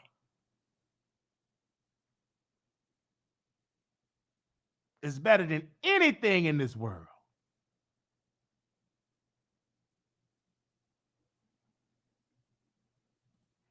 Give me a second. Okay. Hold on. Let me drop that in there. Of course, I'm looking at that. When you give, of course, I'm going to look at that comment fast. I don't know what you're talking about. You got to be a multitasker. You got to look at the chat. You got to put them first. Of course, you got to give. And put that in their chat for them people can give. Put them first. Now, I'm not going to tell you what to give.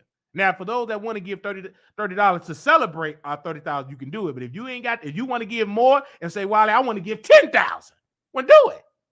We're going to be blessed. Put them first. Put down that plate. If you weigh 455 pounds, high blood pressure, and you got diabetes, you got all that, you need to push that plate back. You and the doctor taking all that medicine, get all that medication, you cramps, can't hardly move, breathing heavy. You need to go on a diet immediately. Need to join me in my walk.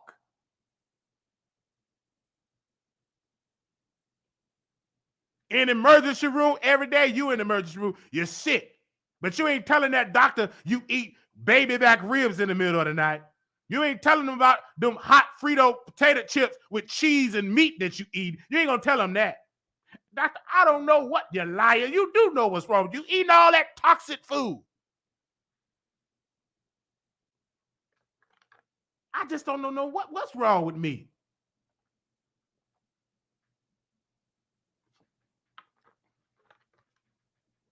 Push that plate back. I just don't know, doctor. I'm going to tell you right now, doctor. No, or do eating good? Oh, doctor, I eat real good. You ain't telling that man you eat salad, but you put extra barbecue sauce, drish it in barbecue sauce. That ain't healthy. Cucumbers, you got carrots, drish in so much heavy gravy and barbecue sauce. You ain't telling that doctor that. Yes, you ate a salad, but it's drenched in barbecue sauce.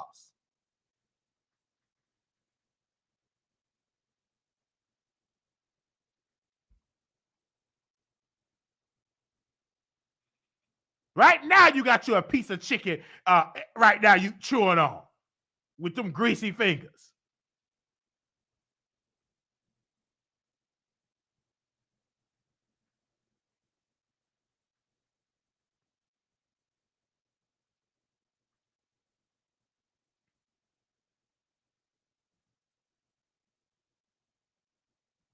I ain't studying what Wiley talking about.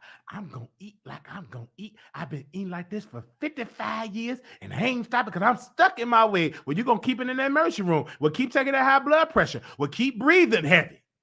And you wonder why you can't keep no man, brother. You wonder why women don't want to be around you because you can't even perform in the bedroom. You got all that excessive weight. You get cramped. You trying to hump her, and you got to crack a Charlie horse. Here you are on top trying to get it together. It got you a little Charlie horse in your leg, in your right leg. You trying to go down on her, but you can't go down on her, baby. You gonna have to call. You got you a Charlie horse. All that excessive weight and stretch mark. You can't even go down because you got you a Charlie horse. She got to stop. She got to stop. It can't even satisfy because she got to rub your big thick thigh.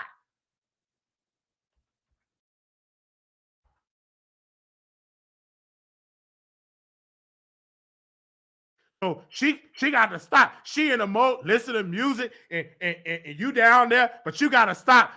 Get it together. She ready to reach that level and ready to reach that level and release herself, but you got a big old Charlie horse huffing and puffing, can't even do it right, and then she got to stop and massage you.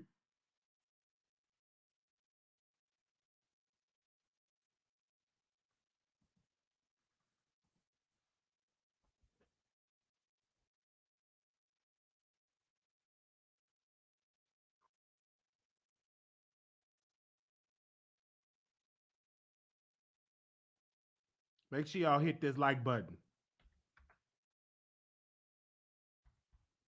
Well, I'm waiting because somebody else want to come on members only.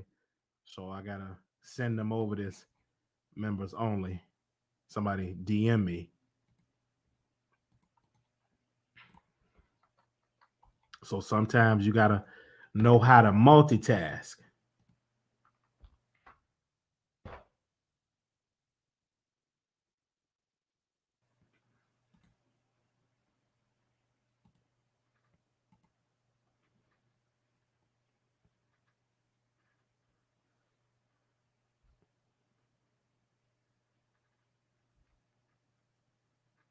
All right. Thank you so very much.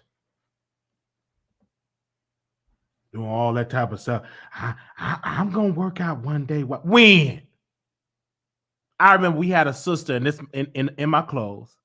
In my clothes. I remember we had a sister. Her name was Sister Hinton. That sister weighed about 600 and some odd pounds. She was bed bound. She had bed sores, like juicy bed sores on her body. So when she had to go to the hospital for emergency or for checkup, about so many firemen have to come and put her in a fire bag, and they will have to squeeze her through the door, and she be in that crying, oh, help. And every time she goes to the doctor, they tell her, you go home, you keep eating like that, you ain't gonna make it. She ain't want to listen. They put her in the hospital for diet. She get her husband, get her out there. Husband died from cancer. And then one day she was at home and she passed away and she died. Because of that, all that obsessive weight. She didn't listen to the doctors, didn't care, didn't listen, kept eating, having her husband go give her about 3 dozen of donuts. Then she would have, I never seen nobody get catered for themselves. I thought when you get something catered, you have a party, but she would get meals catered to her from KFC, from whatever restaurant. We got a restaurant in Chicago, Eat and Run, and so she would cater 100 wings to herself. Now, when you get 100 wings, that's supposed to be for the church and all that type of stuff. And you know, if she would get at Eat and Run, she would get 100 wings, and she ain't living. She didn't pass on 100, and she would eat it by herself. One time, I wanted a piece of wing. You know, I was a kid. I was hungry. That chicken smelled. Eat and Run chicken is good. And I smelt that chicken. And I said, can I get it? She wouldn't give me a piece of chicken. And then when my grandmother would try to take it away, she would cry like a little girl. Well, y'all don't want me to be happy. Y'all just don't want me to be happy. I'm at my please. I have to eat. I'm always home. give me back my chicken, mother. Give me back my chicken. And she would feel back and she'd just be crying. I promise you, mother, after these 100 wings, I ain't gonna eat no more. I promise you, this is my last wing. And then when it was time to clean up, and you have my grandmother exit pain, she would have to flip her over. All you see nothing but butt, thighs, and bed sores.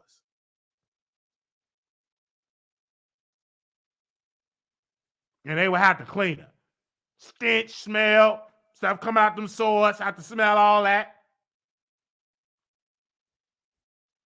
And my grandmother did it.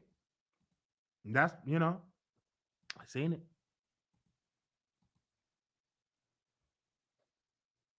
Anyway, thank y'all so very much, little back boy. Little back girl, you know, when things get hard, put God first. Thank y'all so very much. We're gonna do an after show over there on our members only, and for our Patreon. We already sent the link over there. Members, all you have to do is go on to the members tab. It's like a community wall. You will see it, and that's how you get into the chat. We already have the live up. Thank you. We have 588 people. If you love this content, all we ask is that you hit that subscribe button and go on your device, your phone, and hit that subscribe button. You must go on your device. I don't think you can subscribe on the TV. So go on your phone, go on your YouTube, just hit that subscribe button, hit that like button. We want to grow. We're on a move. We want to reach another level, and we want to reach it at a good pace. So we definitely want to thank you. I want to thank my producers. I want to thank also my my moderators, and also I call my members the executive producers. Also, if you want to come to Vegas, again, I want to make sure we put this email address out. Email me at wileyshow@gmail.com. If you're coming with people, let us know, because when we send the party bus information, definitely let me know that you paying for you and 2 other people, so we can get an account, so we can get the right size of a party bus. And so we all come together. And so we already got the hotel where we're going to be staying at. And so, yeah, so we do, and the other places that we're going to be going to. So you're going to get the right artillery on it as well. And we're going to do all of that. So we ask that you all come through and support that way. Thank you all so very much. And for the support, thank you for that. Thank you so very much. And we will see y'all over there in the after show. Okay. Thank you. This was fun. This was so great. Thank you. And so you can email us at wileyshowproductions@gmail.com, wileyshowproductions@gmail.com, wileyshowproductions@gmail.com. Thank you. The rest of y'all, see y'all over for the after show. Wow, we've been on for 3 hours, but we have to talk about all these topics. See y'all later. Peace. After show. Okay. What are we doing? And I don't know why the sound wasn't working, so I don't know if it's a glitch.